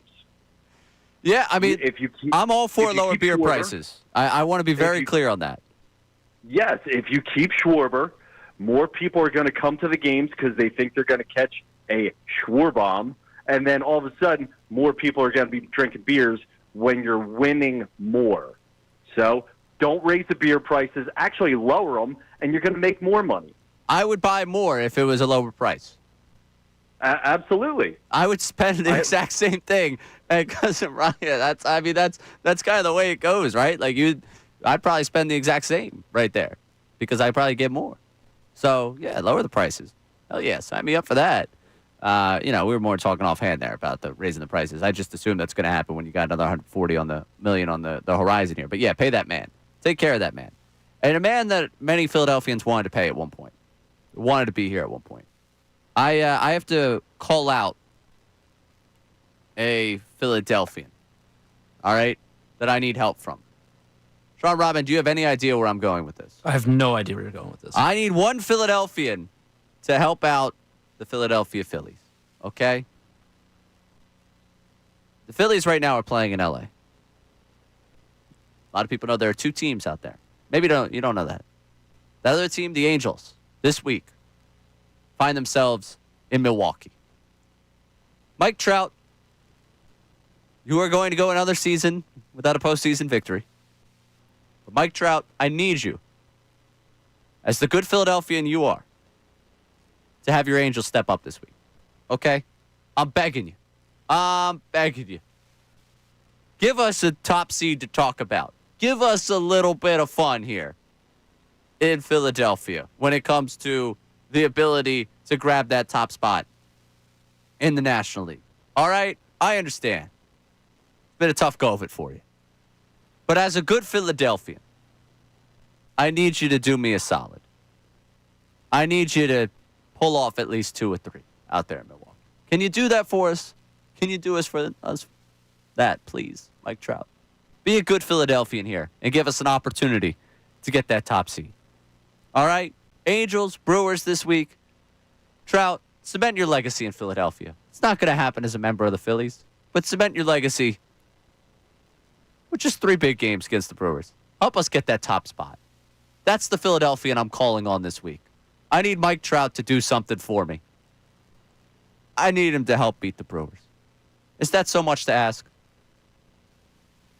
I mean, that's Angels team's kind of struggling right now. It might be a little bit much to ask, but for someone that has been clamored for by a lot of Phillies fans, for him to be the center fielder here in Philadelphia, I don't think it's too much to ask for him because he's disappointed when he signed that long-term contract with the Angels. he disappointed a lot of people here in Philadelphia. And I think that's something he can at least repay back to. 2 wins this week. Beat them twice. 2 wins over the Brewers. That's all I'm at. I don't need you to sweep them. 2 wins. 2 wins. All right? We'll take care of the rest here in Philadelphia. That's all I'm asking for. Cement your legacy. Cement your legacy, Mike. Please. All right? I won't even talk about the golf course being way too expensive for people like me. Just cement your legacy. All right? All right, Mike? Also, this week, what's the interest level? You know, I had mentioned influential sports media people earlier today when we were talking about Awful Announcing did the top 25, and I said Colin Cowherd would be in my top 10. I don't know where Dan Le Batard fit on that list, but he was definitely on it somewhere. One of the great segments from his old show was the See or No when it came to what are you watching, what are you interested in. Tonight, Padres and Mets. Yes or no, Sean Rodman? Sign me up. I would love to see the Mets downfall. Are you kidding me? I'd love to see the Padres win. Plus, if the Padres win, Phillies win. I know it's probably going to be a hangover game tonight, but that gets them a little bit closer to taking that NL West title away from the Dodgers as well. Oh, even more there. All right. 7:10 tonight, TBS. I think it's a nice appetizer for people for the hangover game. Though for some of you, you might be like, you know what? They're going to have a hangover game. I might just get a night of sleep. I'm not going to blame those people. But yeah, 7:10 tonight on TBS. I'm all in on that game. I want to see it. Coming up, continuing with the Phillies conversation. Do they just kind of own the Dodgers? Is it okay to say that? And I don't want to say working theory, but my look at this extended stretch compared to what we've seen before in this window. I'll explain it to all you coming up. I'm Ray Dunn. Take you to the midday show here on 97.5 The Fanatic. Now on 97.5 The Fanatic Sports Update. I'm Sean Rodman, and the Phillies are National League champions. This update is sponsored by BetParks Online Casino and Sportsbook. Live bet sports on the BetParks app and play all your favorite casino games. There's always another way to win on the BetParks Online Casino app. The Phillies' magic number now is at 7 for the first round bye, and they sit a game and a half behind the Brewers for that 1 seed. The Brewers do have the tiebreaker over the Phillies. Phillies are back in action tonight on TBS, like Ray mentioned, with Christopher Sanchez on the mound for the Phils and Shohei Ohtani for the Dodgers. First pitch is at 10:10. The coordinator spoke a little bit earlier, and that will be podcast on 97.5thefanatic.com. And Jeff Mosher will be joining us at around 1:25 to dissect that and much more coming up with the Rams on Sunday. This update is also brought to you by Discover. Do you know what's accepted at 99% of places that take credit cards nationwide? If you guessed Discover, you guessed right, based on February 2024 Nielsen report. I'm Sean Rodman on the home of the best birds coverage, 97.5 The Fanatic and 97.5thefanatic.com. The Philadelphia.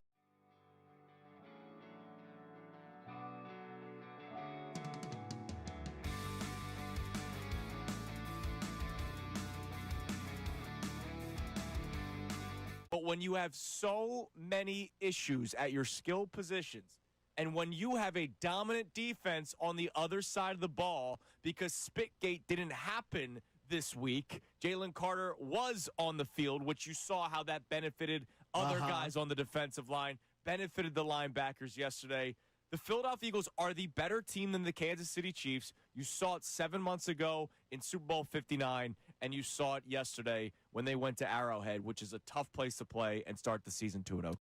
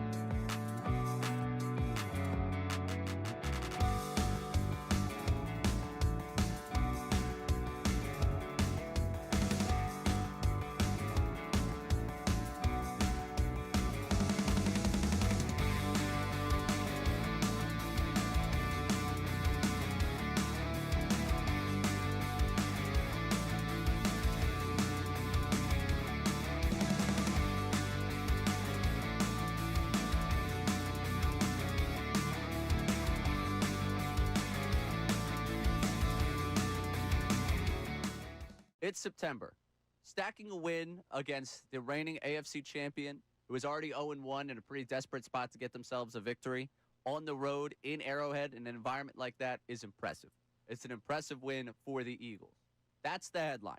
One of the side stories here is the sustainability of this offense. It's sustainable in September. It's sustainable probably somewhere into October, where you're able to make this work. My biggest issue, and a lot of people talk about the passing game, and that's justifiable to have that conversation. Even last year when the passing game wasn't going great, you were able to generate explosive plays in the running game like nobody's business. Right. That's why the season that Saquon had was as impressive as it was. The 2,000 yards, yes, obviously that's impressive, but the number of 70-yard runs that allowed that season to happen, the number of just big plays, here's a 50-yard run from Saquon that he's going to break off, and I think we all expect that to happen at some point. But without those explosive plays, that's the part of this that isn't sustainable and that you can't win, again, come January without that. Right now in September, it's totally acceptable. You win a game, you don't look very good offensively, it's fine. You got plenty of time. You got a first-time play caller against Spags. Right. That's a way you can draw this up. You say acceptable, impressive, in terms of the fact that you're able to win that game on the road against that caliber of opponent. But come January, without explosive plays, that's not a sustainable form of offense.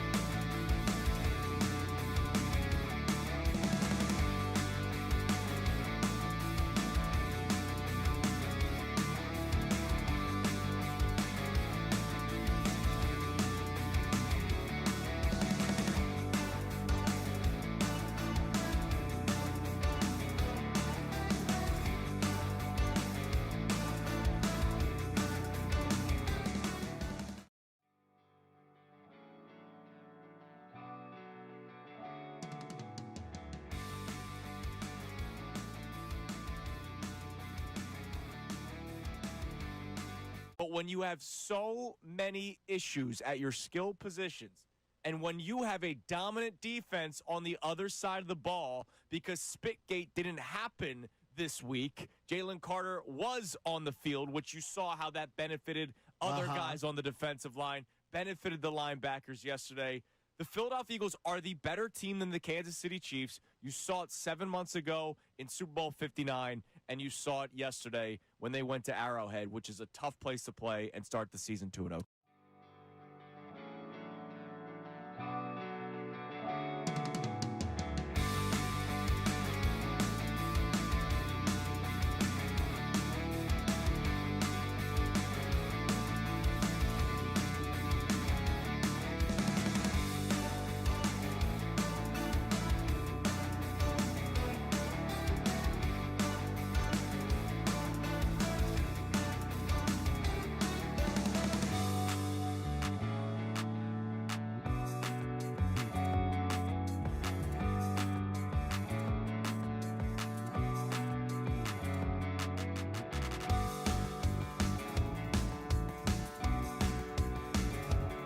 Here on 97.5 The Fanatic, WPEN HD1, Burlington, Philadelphia, Beasley Media Group station, broadcasting live from the Comcast Business Studio, powering possibilities. I'm Ray Dunn, taking you through the midday show today. Sean Robin producing the show.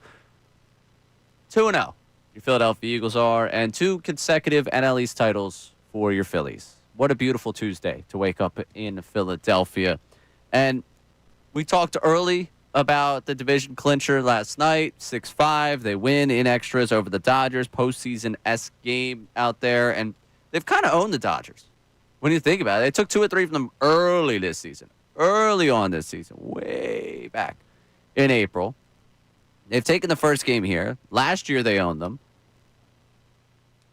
Does it change your mind in the way that you would view a matchup with the Dodgers? They're the reigning World Series champion. We know that. Walker Buehler had his moment last night, acknowledging the crowd coming out of the Phillies dugout, and after all he did for them and closing that one out last year. I'll be honest with you. It's weird because they're so star-studded and so talented. There is just kind of like an energy about the Phillies against the Dodgers that for all their allure and for all they are, obviously you go in there respecting them, but the Phillies have owned them. And if we can look at the Phillies matchup with a team like the Mets up until last week of like, oh, I'd be worried about playing them because you haven't beaten them. I think I can look at the matchup of the Phillies and the Dodgers and be like, yeah, they've pitched them pretty well. They've been able to take care of them pretty handily over the last couple of years. I do hope we get the matchup from a baseball perspective. Let me put it that way. For baseball's sake, it would be good to see these two teams go against each other. My sanity will not be there. I will always take the easier road because it was cool with me that, walk through any path that the Eagles have gone on, that the Phillies have gone on. Like the Phillies getting the Rays instead of the Red Sox in 08. Great. I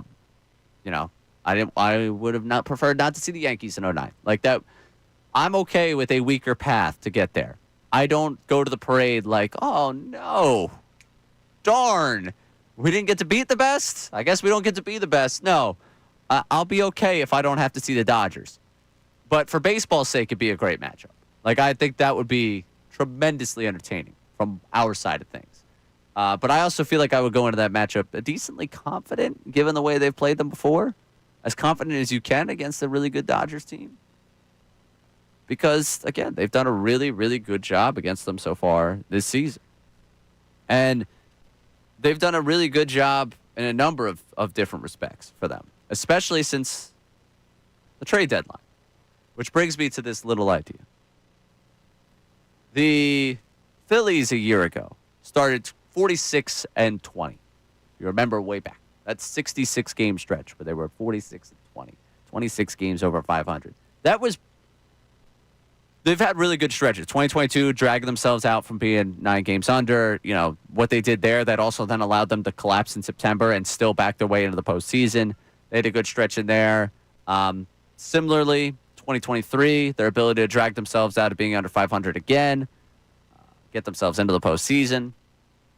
So it's not the only hot stretch they've had, but 66 games, they were able to sustain 26 games over 500 pace. And it just seemed like they were steamrolling everyone. Since August 1st, this team is 28-14. They've got 11 games to go in the regular season. They have potential 5-game NLDS, potential 7-game NLCS, potential 7-game World Series. That's a 72-game sample size if you play the max number of games. The peaking too early conversation for some might exist. I think this is just about the right time. August 1st seems like a reset for this team. It seemed like there was a moment where they all kind of let go of like, okay, this is the group. This is who we are. Kepler's talked about this where he started to get a more consistent role, and he's like, he knows now what his job is, and he's like, yeah, I feel free. You're going to be a part of that clubhouse. Bader, I think, has been an infusion of fun and energy to that clubhouse that's been tremendous. I think there's expectation in that infield of like, okay, this is what it is.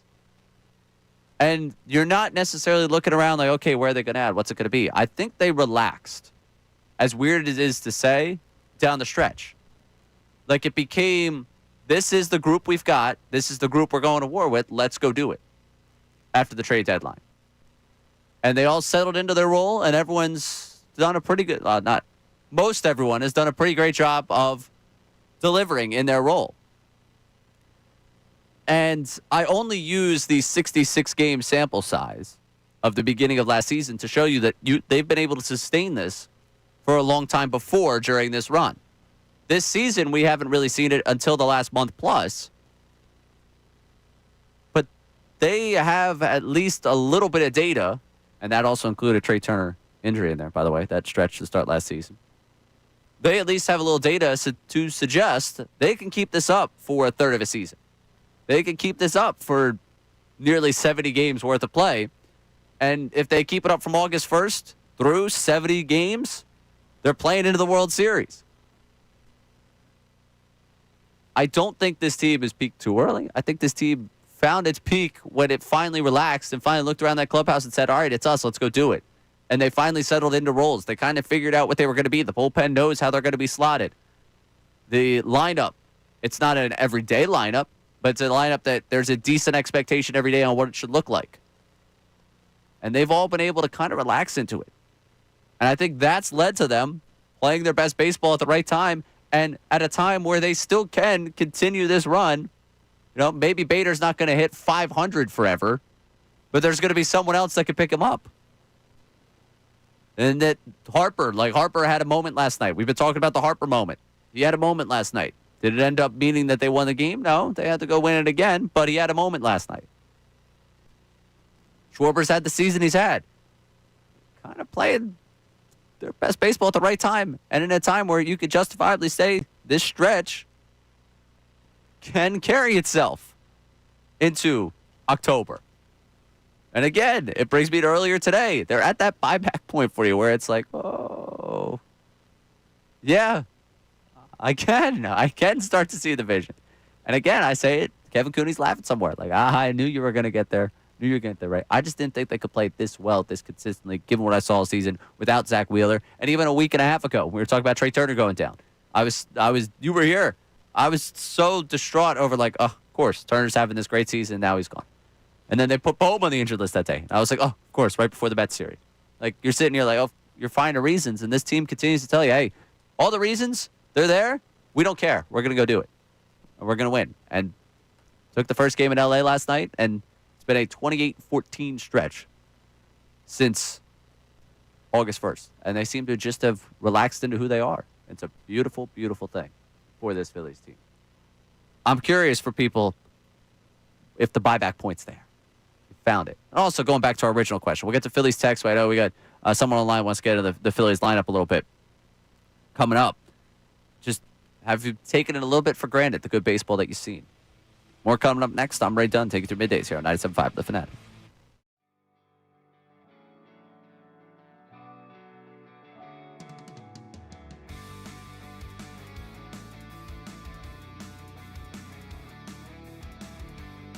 But when you have so many issues at your skill positions, and when you have a dominant defense on the other side of the ball, because Spitgate didn't happen this week, Jalen Carter was on the field, which you saw how that benefited other guys on the defensive line, benefited the linebackers yesterday.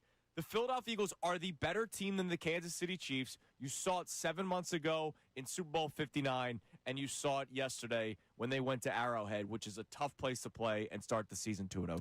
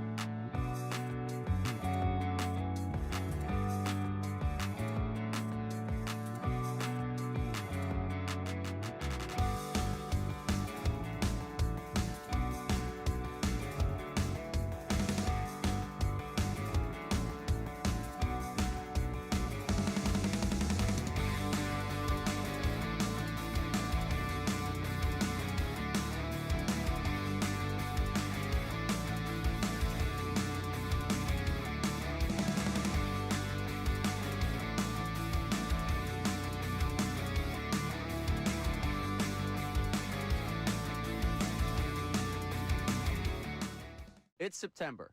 Stacking a win against the reigning AFC champion, who is already 0-1 in a pretty desperate spot to get themselves a victory, on the road in Arrowhead in an environment like that is impressive. It's an impressive win for the Eagles. That's the headline. One of the side stories here is the sustainability of this offense. It's sustainable in September, It's sustainable probably somewhere into October where you're able to make this work. My biggest issue, and a lot of people talk about the passing game, and that's justifiable to have that conversation. Even last year when the passing game wasn't going great, you were able to generate explosive plays in the running game like nobody's business. Right. That's why the season that Saquon had was as impressive as it was. The 2,000 yards, yes, obviously that's impressive, but the number of 70-yard runs that allowed that season to happen, the number of just big plays, here's a 50-yard run from Saquon that he's going to break off, and I think we all expect that to happen at some point. But without those explosive plays, that's the part of this that isn't sustainable and that you can't win, again, come January without that. Right now in September, it's totally acceptable. You win a game, you don't look very good offensively, it's fine. You got plenty of time. You got a first-time play caller against Spags. Right. That's a way you can draw this up. You say acceptable, impressive, in terms of the fact that you're able to win that game on the road against that caliber of opponent. But come January, without explosive plays, that's not a sustainable form of offense.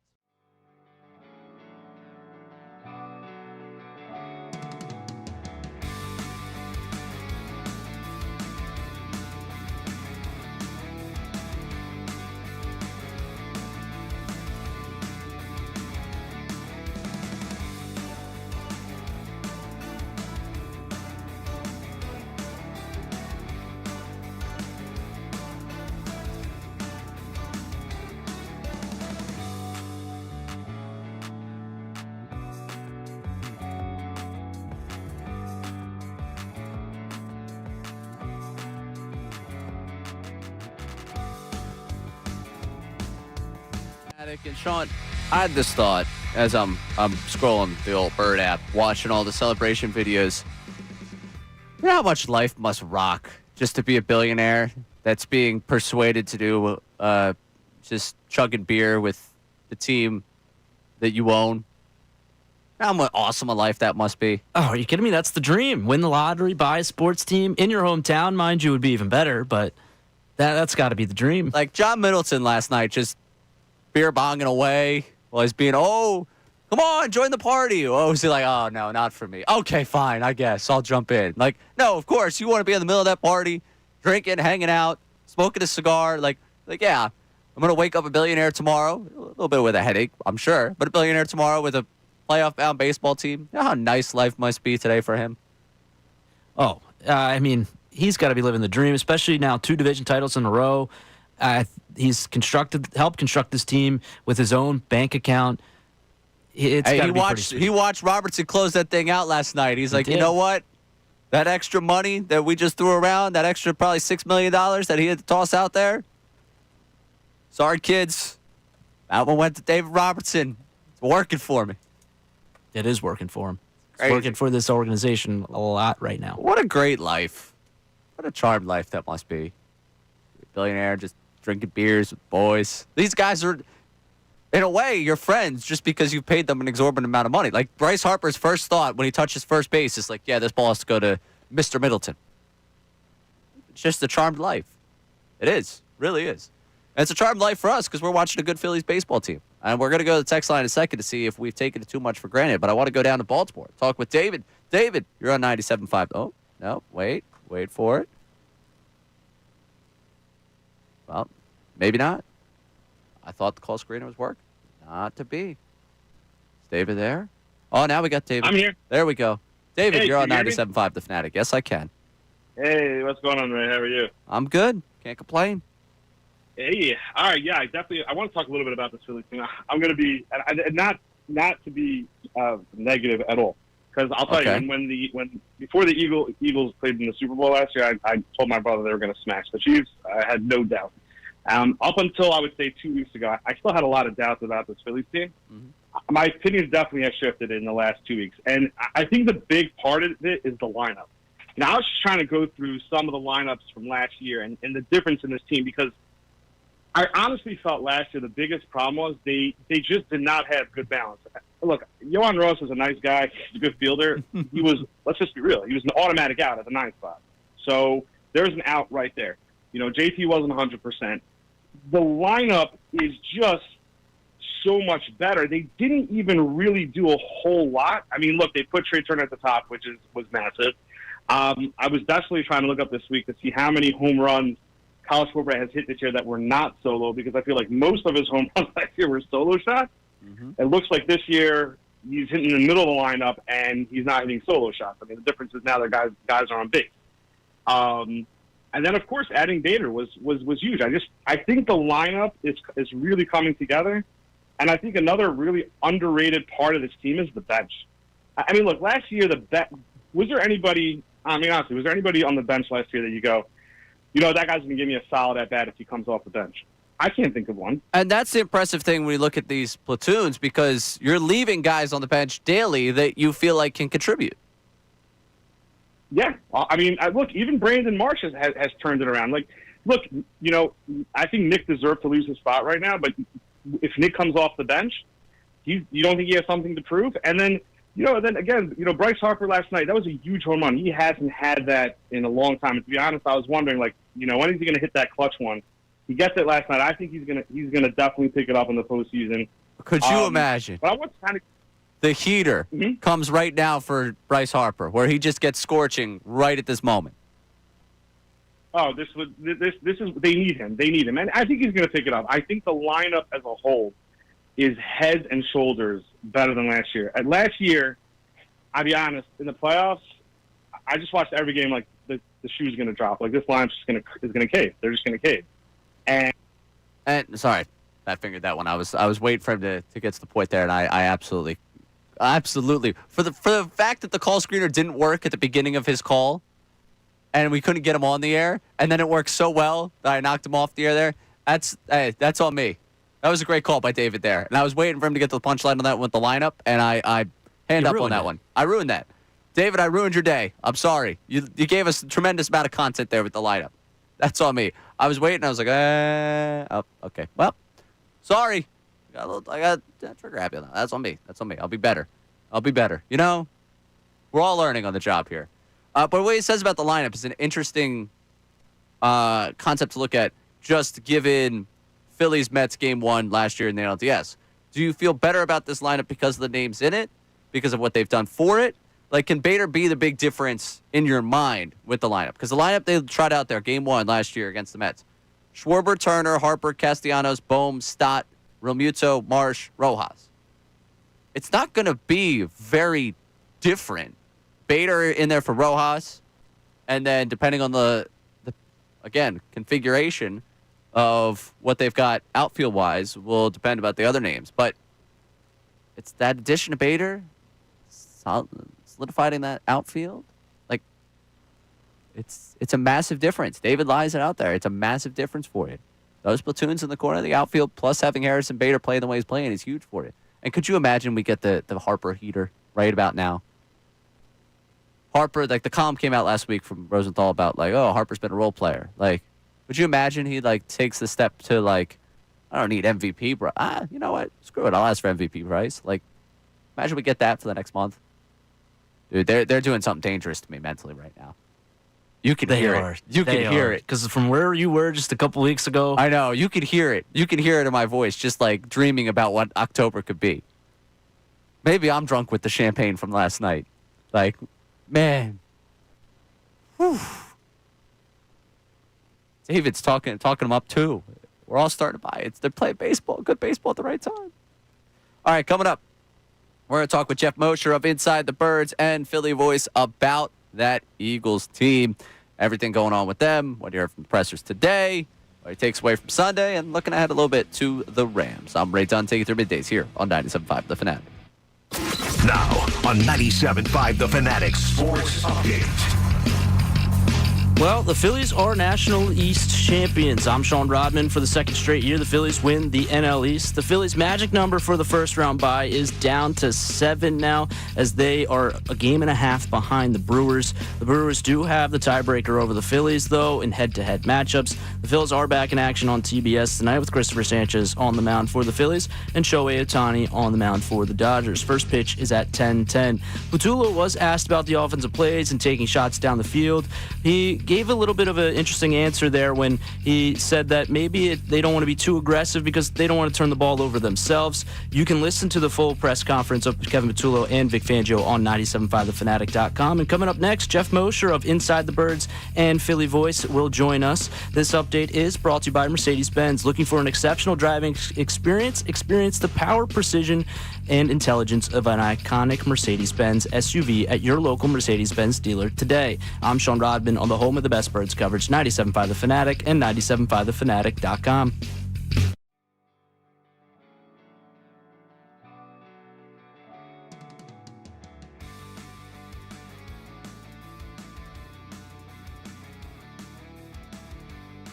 But when you have so many issues at your skill positions, and when you have a dominant defense on the other side of the ball, because Spitgate didn't happen this week, Jalen Carter was on the field, which you saw how that benefited other guys on the defensive line, benefited the linebackers yesterday. The Philadelphia Eagles are the better team than the Kansas City Chiefs. You saw it 7 months ago in Super Bowl 59, and you saw it yesterday when they went to Arrowhead, which is a tough place to play and start the season 2-0.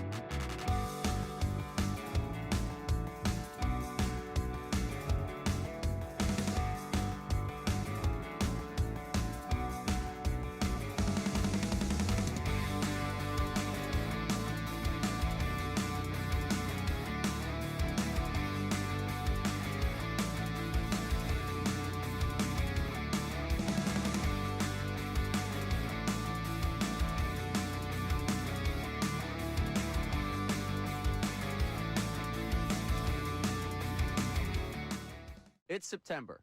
Stacking a win against the reigning AFC champion, who is already 0-1 in a pretty desperate spot to get themselves a victory, on the road in Arrowhead in an environment like that is impressive. It's an impressive win for the Eagles. That's the headline. One of the side stories here is the sustainability of this offense. It's sustainable in September. It's sustainable probably somewhere into October, where you're able to make this work.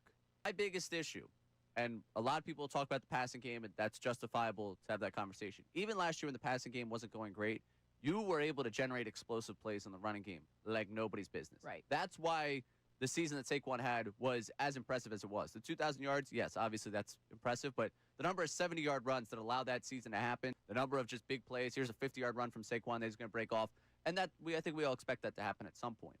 But without those explosive plays, that's the part of this that isn't sustainable and that you can't win, again, come January without that. Right now in September, it's totally acceptable. You win a game, you don't look very good offensively, it's fine. You got plenty of time. You got a first-time play caller against Spags. Right. That's a way you can draw this up. You say acceptable, impressive, in terms of the fact that you're able to win that game on the road against that caliber of opponent. But come January, without explosive plays, that's not a sustainable form of offense.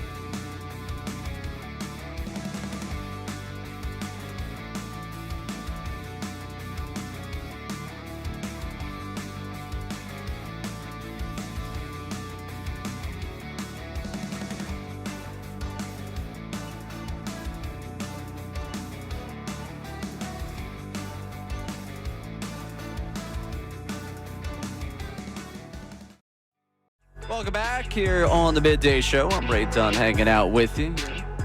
Closing in on the end of the show. We still got plenty to get to. We've been dreaming of a Red October for the last couple segments. We got to go back to what to make of September football here with our guy from Inside the Birds and Philly Voice, Jeff Mosher, joining us on the Comcast Business Hotline. Jeff, how are you today?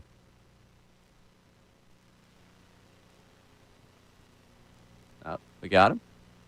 Hello? Oh, there you go. Now I got it. I hear you now. Yeah, right, there you go. How's everything going, Jeff? Much apple juice over there, Ray? I'm good. I'm chugging my apple juice. Yeah, I think I might have a little bit of the champagne that's just flowing through me right now with the Philly celebration. I'm getting a little drunk with the idea of Red October. Maybe it's just spilling out on the airwaves. Hey, man, it's been fun. I stayed up late last night to watch it all, and my heart broke on the when Duran gave up the home run, and then bam, they win, and it was great. They just keep finding a way, Jeff. They're making me believe it's getting dangerous over here. Is that like a Philadelphia thing now where teams just find a way to win, even if it's not pretty? Oh, what a fantastic segue by you. You want to take this chair? I think that was beautiful by you to get us to the Birds. They did just find a way. And I want to first start with the big Jeff Mosher takeaway. You're giving me the headline of watching that game. What is the big takeaway from Jeff Mosher following that game? Oh, man, the big takeaway. I mean, there's a couple of big takeaways. It just sort of depends what kind of person or fan, for those listening, you are. Are you a glass half full or a glass half empty?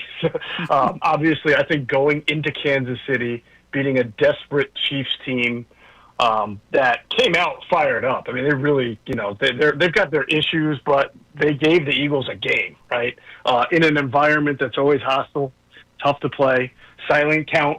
I think that's the first time starting for Tyler Steen where he's had to use the silent count because it's the first road start. Maybe he may have had one in Dallas earlier in his career, but with this line. But either way, I think anytime in the NFL you go on the road against a team like the Chiefs and win, it's a good thing, and it doesn't matter if it's not exactly a Picasso or a Rembrandt. But obviously, if you're taking the scalpel and forceps to it, there are things that the Eagles have shown you over the first 2 weeks that are concerns that you expect / hope / wonder how quickly they'll get that worked out within that's regards to the passing offense. And let's go there with the passing offense, because it was a lot of our conversation yesterday with, hey, fantastic to get that win in Kansas City. A really good job of going on the road against the reigning AFC champs where they were in a desperate spot. Great job getting that win. But that passing offense right now, not where you would, I guess, expect a team with the talent they have to be. What are you seeing right now in this passing offense that needs to be corrected most? Yeah, I mean, corrected is a tough word. Let's first go to the root of what I hear a lot of people saying, and I just myself don't believe it to be true, and that's just not my opinion. I've watched the tape. I've been fortunate to watch tape with some really smart people, former football players, former Eagles who've helped school me on things to look for and concepts. Greg Cosell is a part of our Inside the Birds family, and he's one of the top tape breakdown guys in all of the land, right? And the first thing you're looking for with new offensive coordinator Kevin Patulo is he doing something different? Is he trying to add something to this offense that it's not catered to do? Is he not suiting it to the strengths of his personnel? And I can definitively tell you that the offense conceptually is built and looks and is designed the same way it's been for the last few years. So the idea that it's Kevin Patulo's fault and he's doing something that the other guys weren't doing is completely false. Now, I'm not saying he's flawless, and obviously he's 2 games into the first time as a coordinator, and so there's a feel for a game, there's an understanding of when to call certain plays at the right time, and that's something that is developed along the way, and clearly, Kellen Moore came with that already, whereas Kevin Patulo didn't have it. Brian Johnson 2 years ago didn't have it at the NFL level. So I understand sort of people saying, oh man, this reminds me of 2 years ago. But the difference is they have Saquon here, and conceptually they're keeping things the same. So when Kevin Patulo is calling a certain play from his menu, that menu isn't all that different from the menu of last year and the year before, because the Eagles understand this better than anyone because it's their building and their players. They understand what their offense should look like, how it should run, what is the best way to run it. They're not like a team that runs like 1,000 different route concepts and route designs. They do what they do really well. They run the ball typically, and then they try to get the shot play that Jalen Hurts likes so much. And so when you ask what's corrected, Ray, he took about 4 or 5 deep shots in the game against the Chiefs, but only one of them connected. Obviously, it was the most important one to Devontae Smith, but he missed Devontae earlier in the game on a similar one. He missed A.J. Brown on one that kind of I think he got hit or there was so much traffic in his face. You might remember it was pretty early. It floated. A.J. actually caught it out of bounds and got hit, and everybody thought it was a late hit. There were about 4 or 5 plays that you typically see him and Brown and Devontae connect on that in the first 2 weeks just haven't been there. And, there is a little bit of Greg Cosell mentioned this on our show Inside the Tape that'll be out later today and later this week on offense, that it does look like maybe his eyes aren't in the right spot as where they typically tend to be on those on some of those passes. So that's stuff that you can go back, look at the film, coach it. And I don't have the biggest concern right now because I think they're also lacking the home run element from Saquon Barkley that's carried them last year, and I'm sure that with the Rams coming to town, we'll probably see that. So I'm not overly concerned. Granted, every team is trying to come after you and do some things, and certainly Spags came after him in a really effective way. But I'm not seeing anything radically different in the structure or the concept of their offense, more so just the execution. You just hit on something I wanted to get to with the Saquon portion right there about generating explosives, and they just haven't. Whether it be not hitting those shots, whether it not being having Saquon run, that's the biggest thing from me from the offense for the 2 weeks is the explosive plays, whether it be through the passing game, whether it be through the running game, not being there. That's the biggest thing early on that I would say is the departure from what we saw a year ago, and not to say it won't happen, but that it hasn't happened yet. 100%. I mean, week 1 Cowboys, you get your 51-yard pass to Dotson, and that's basically the only pass I think that traveled more than 10 to 15 yards in the air. And then the same thing against the Chiefs, right? You just don't see the explosive pass plays until Devontae grabs that back shoulder one. But yet both of them at the time were very, very important plays, and part of the Eagles got it when they needed it. And then with Saquon, that's one. It's sort of puzzling, but there's no rhyme or reason to it. So yesterday, Nick Seriani was asked in his press conference, well, how do you improve upon explosive plays? And God bless Nick, he has to answer a question that's very difficult to answer because he says something like, well, you just go back and practice it. Well, no, you don't go on the practice field and say, okay, let's run our non-explosive plays and then let's practice our explosive plays, right? The explosive plays just happen. You don't practice the reverse hurdle. So you practice your run plays and you hope that you get the extra blocks and that Saquon kicks it in the second gear. When I've watched the tape, I don't think Saquon looks slower or less athletic. I don't think that's an issue. Maybe Dallas Goedert being out this past game takes away a little bit of a lot actually, of your good run blocking.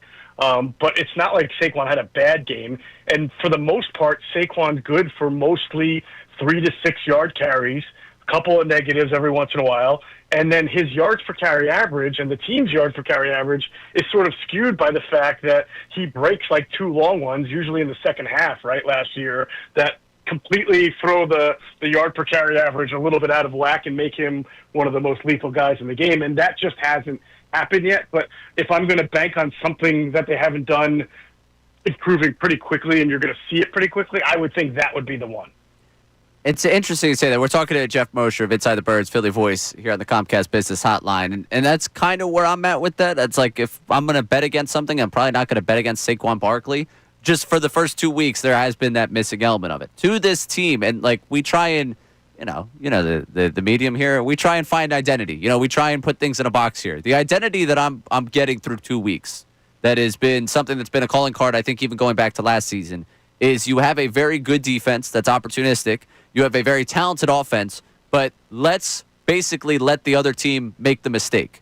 Let's win that turnover battle, and it seems like that's the belief of if we can just be on the right side of that battle, we're going to be good enough to take out pretty much anyone. Would you say that fits as the identity of this group? That is exactly what I was referring to, right, when I was talking to you about the offensive design and concept. You don't see the Eagles run a whole lot of, four-man or five-man routes that have a whole lot of destinations in the middle of the field because Jalen doesn't want to throw the ball in the middle of the field. He's not comfortable throwing. He'd rather tuck and run or even take a sack than throw a pass that he might consider too aggressive for him or turnover worthy. He wants to throw outside the numbers. That's why you see a lot of comebacks, deep posts, fly routes. Every once in a while he will against the blitz when you have more one-on-one. He'll throw that slant to AJ or that quick in to AJ or to Devontae. I'm not saying he doesn't ever throw, but for the most part, the way the offense is designed is to cater to his strengths and limit his lack of desire to throw over the middle and use his running game element, and that's his mindset too. So they are fantastically good at not turning the ball over, and they are even better at creating takeaways, and that's really why they win. I mean, it doesn't just go back to last year, but I mean, think about the NFC Championship game. I know they scored 55 points and it looks great, but they also turned the ball over 3 times and really early in that game to set the tone. That has been, at least through 2 weeks, those turnovers that they've got, the Miles Sanders fumble and the Travis Kelce, whatever you want to call that lands in McCuba's hands, it's the interception, were probably the 2 biggest plays from a momentum standpoint and an outcome standpoint in the game. And looking at things that made them successful, talk about that defense. Vic Fangio was asked today about the halftime adjustments. He said they're overblown, that it's about making the adjustments in the game at any point. His ability to adjust on the fly, how do you best contextualize what you're watching just in terms of the tactician and the defensive coordinator that the Eagles have? Yes, and by the way, I love Vic's candor and how honest he is. So great. I probably every single coach I've ever spoken to has told me that the idea of halftime adjustments is overrated, that you're constantly adjusting in games, or that sometimes you don't adjust when everybody says, where's the adjustment? Because you have a belief that what your process is going to work. It might take some time, or the other team just had a temporary answer. Let's see if they can continue to do it for the entire game. In fact, you're on social media, so sometimes you'll see an offense go down and score on its first drive in like 11 plays, and people will be like, "Where's the adjustment? Where's the adjustment?" And I'm like, why would you adjust 7 or 8 plays into your whole game plan because for one drive, something happened where the team moved the ball. But Vic did acknowledge that some of the things he was doing well in his pressure schemes was also working against him because Mahomes was beating them with his rushing. And in the second half, now Vic didn't come out and say it because he doesn't want to give up strategy, but in the second half, Jalix Hunt dropped back into a spy position a little bit more than he was doing or anybody was doing in the first half. So they were clearly making a change there as far as not stopping with the pressure, but at least having somebody looking out, someone with great athleticism like Jalix Hunt, to look out for Mahomes in case he did scramble. And there it is. And that's why, Jeff, we come to you for these things, because he's not going to tell us that. But you told us that on that one. Now I'm going to go back and look with a critical eye at the whole thing, because that was the first half sitting on the couch, the couch coach for me. Like, hey, man, might want to spy this Mahomes guy. He's pretty good. I think he could scramble a little bit. Might want to find a spy there.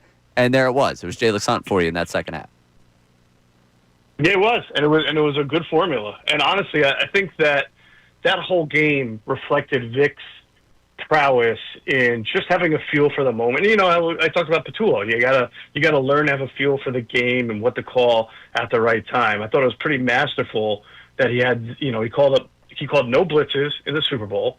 And then he obviously called several blitzes in this game against the Chiefs, which I think sped up Mahomes' clock even when he wasn't pressured. I think you saw some throws from Patrick Mahomes that went wide or high or just a little off the mark at times, even when he did have his feet set, because he either didn't trust his protection or his internal clock was sped up by the thought that he was probably going to see a pass rush. And one last one for you here, Jeff.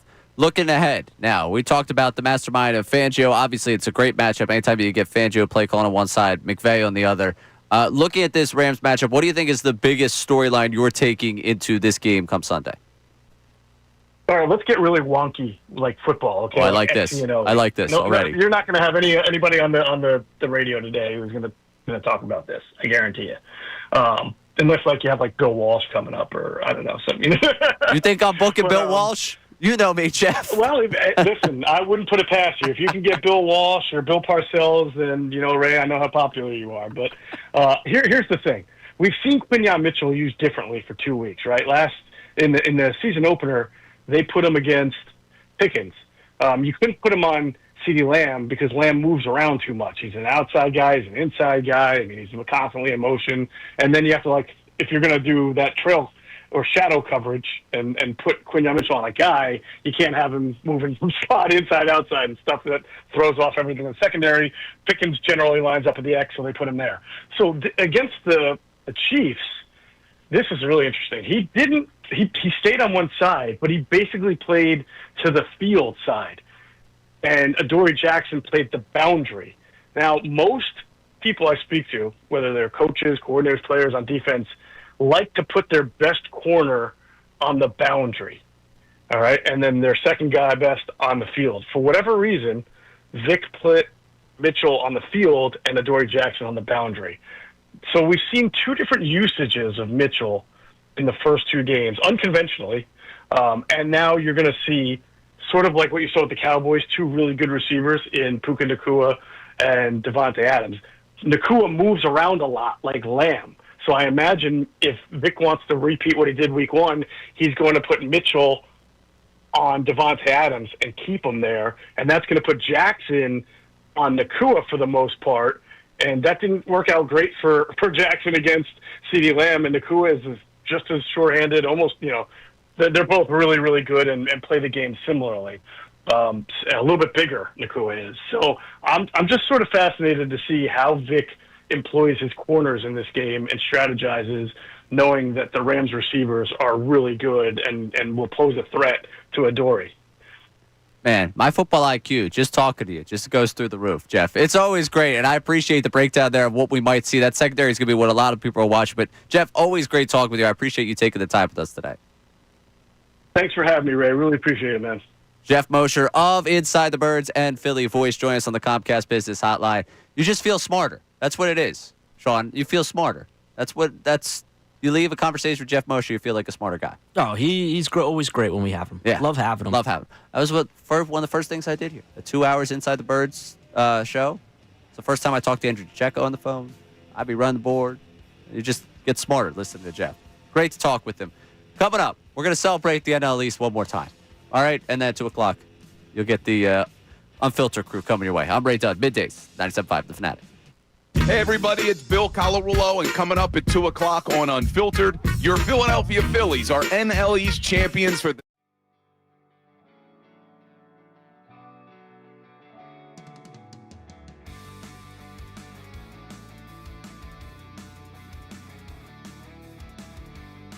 But when you have so many issues at your skill positions, and when you have a dominant defense on the other side of the ball, because Spitgate didn't happen this week, Jalen Carter was on the field, which you saw how that benefited other guys on the defensive line, benefited the linebackers yesterday. The Philadelphia Eagles are the better team than the Kansas City Chiefs. You saw it 7 months ago in Super Bowl 59, and you saw it yesterday when they went to Arrowhead, which is a tough place to play and start the season 2-0.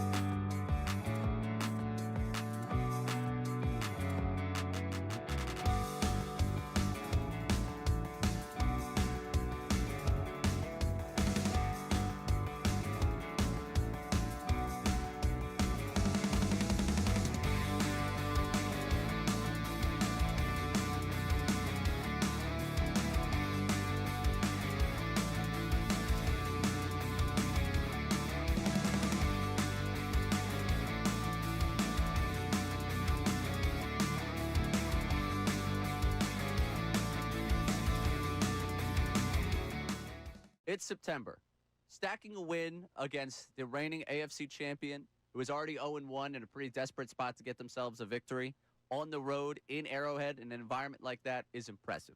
It's an impressive win for the Eagles. That's the headline.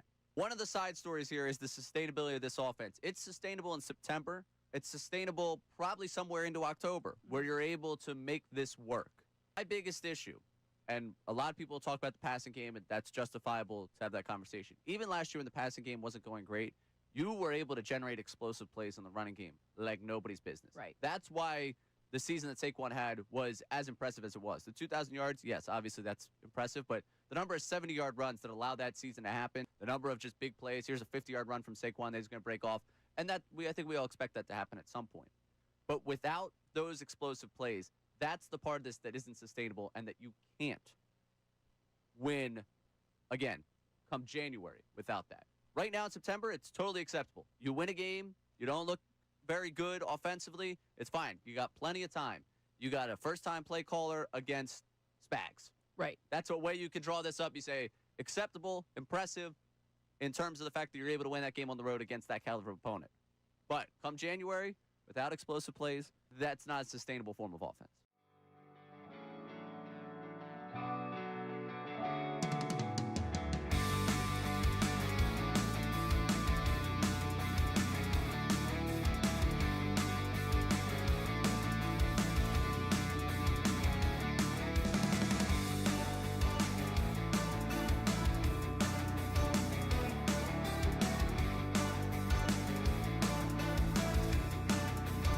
Ray Dunn hanging out with you. Thanks again to Jeff Mosher for joining us in that last segment. Ton of great football stuff. I love Sean, our guy out there on the West Coast of the YouTube chat, with starting Nakua in fantasy this week if it's a Dory Jackson locked in them all game. That's the takeaway from listening to the end there. But just some great conversation about the Birds with Jeff Mosher. And the Phils, just what a great moment last night for them to celebrate. I'm loving, as I continue to scroll, I'm continuing to get more of the different celebration pictures, videos, everything, and just to see them enjoy it. I hope you're enjoying it. I know I am, the fact that they're back-to-back NL East champs.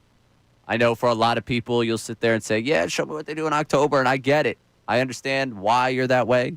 I still have high expectations for this team myself. I want to see them succeed. But they're really doing a number on me. They really are. They're really getting me to that point where I'm like, you know what? Screw it. Why not? Just we're gonna enjoy the ride. And honestly, the way they're playing right now, who in baseball am I to pick? Is there anyone that's been as hot as them since the start of August? Really? I mean, the Brewers had that 13-game stretch, but since that 13-game stretch where they won 13 in a row, kind of mediocre. Phillies have owned the Dodgers. You could see myself You could see me talking myself into something bigger for this team. And it's just so incredibly impressive to see what they've put together. And, hopefully they keep on rolling this thing. Really, the journey right now is about locking down the bye. They win one more of these games out in L.A., and it's really over for that. I tend to believe that they've put themselves in a position where I think they now have the bye locked in. Schwarber also said yesterday, which is something that we'll probably play for you tomorrow in terms of the bye, that, hey, if we get the bye, it's not an excuse. We want that. We're looking for that. They're looking for the bye. Ricky Bo's here after a long night. Good to see you, Ricky. Yeah. How you doing? I'm doing good. Running the show? That's the plan, yeah. Awesome. We're actually on the air. I don't know if you realize that. Yeah. You might enjoy a couple seconds of me saying hello to you. Yeah, I did. It's really great to see you. Yeah. 2:00. He's coming your way in just a few minutes. Ricky Bo, ladies and gentlemen. He was an all-star in '96. Also went after Barry Bonds. And he's probably going to go after me at some point. I feel like we're getting to that point here. I think he's sick of me. I think he sees too much of me. Did he tell you that you're number one? Not today. No, he didn't tell me I was number one today. No, unfortunately. Real quick, before we get out of here, can I hear Rob Thompson say this is the most fun he's had? Do we have it? Can I get it? Here he is. The last 4 years has been the most fun I've had in baseball, in my 40 years in baseball. And I can tell you that truthfully.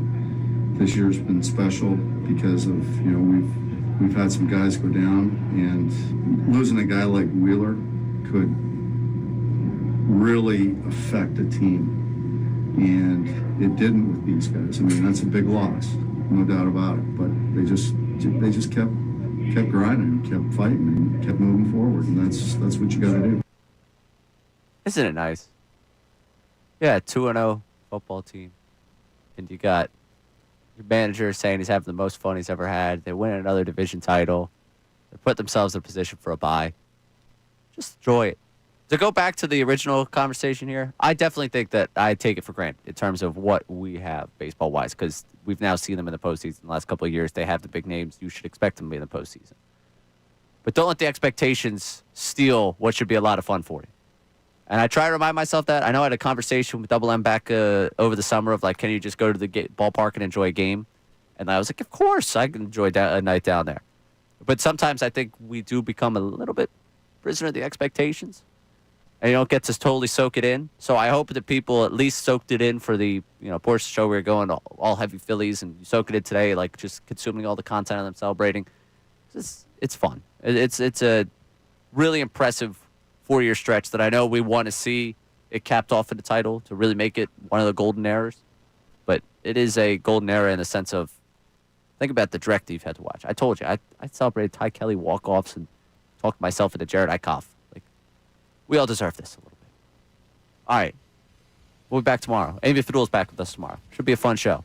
Robin, great work the last 2 days. I'll see you later in the week. See you later in the week. I'm Ray Dunn, and I'll talk to you again real soon, right here, 97.5 The Fanatic.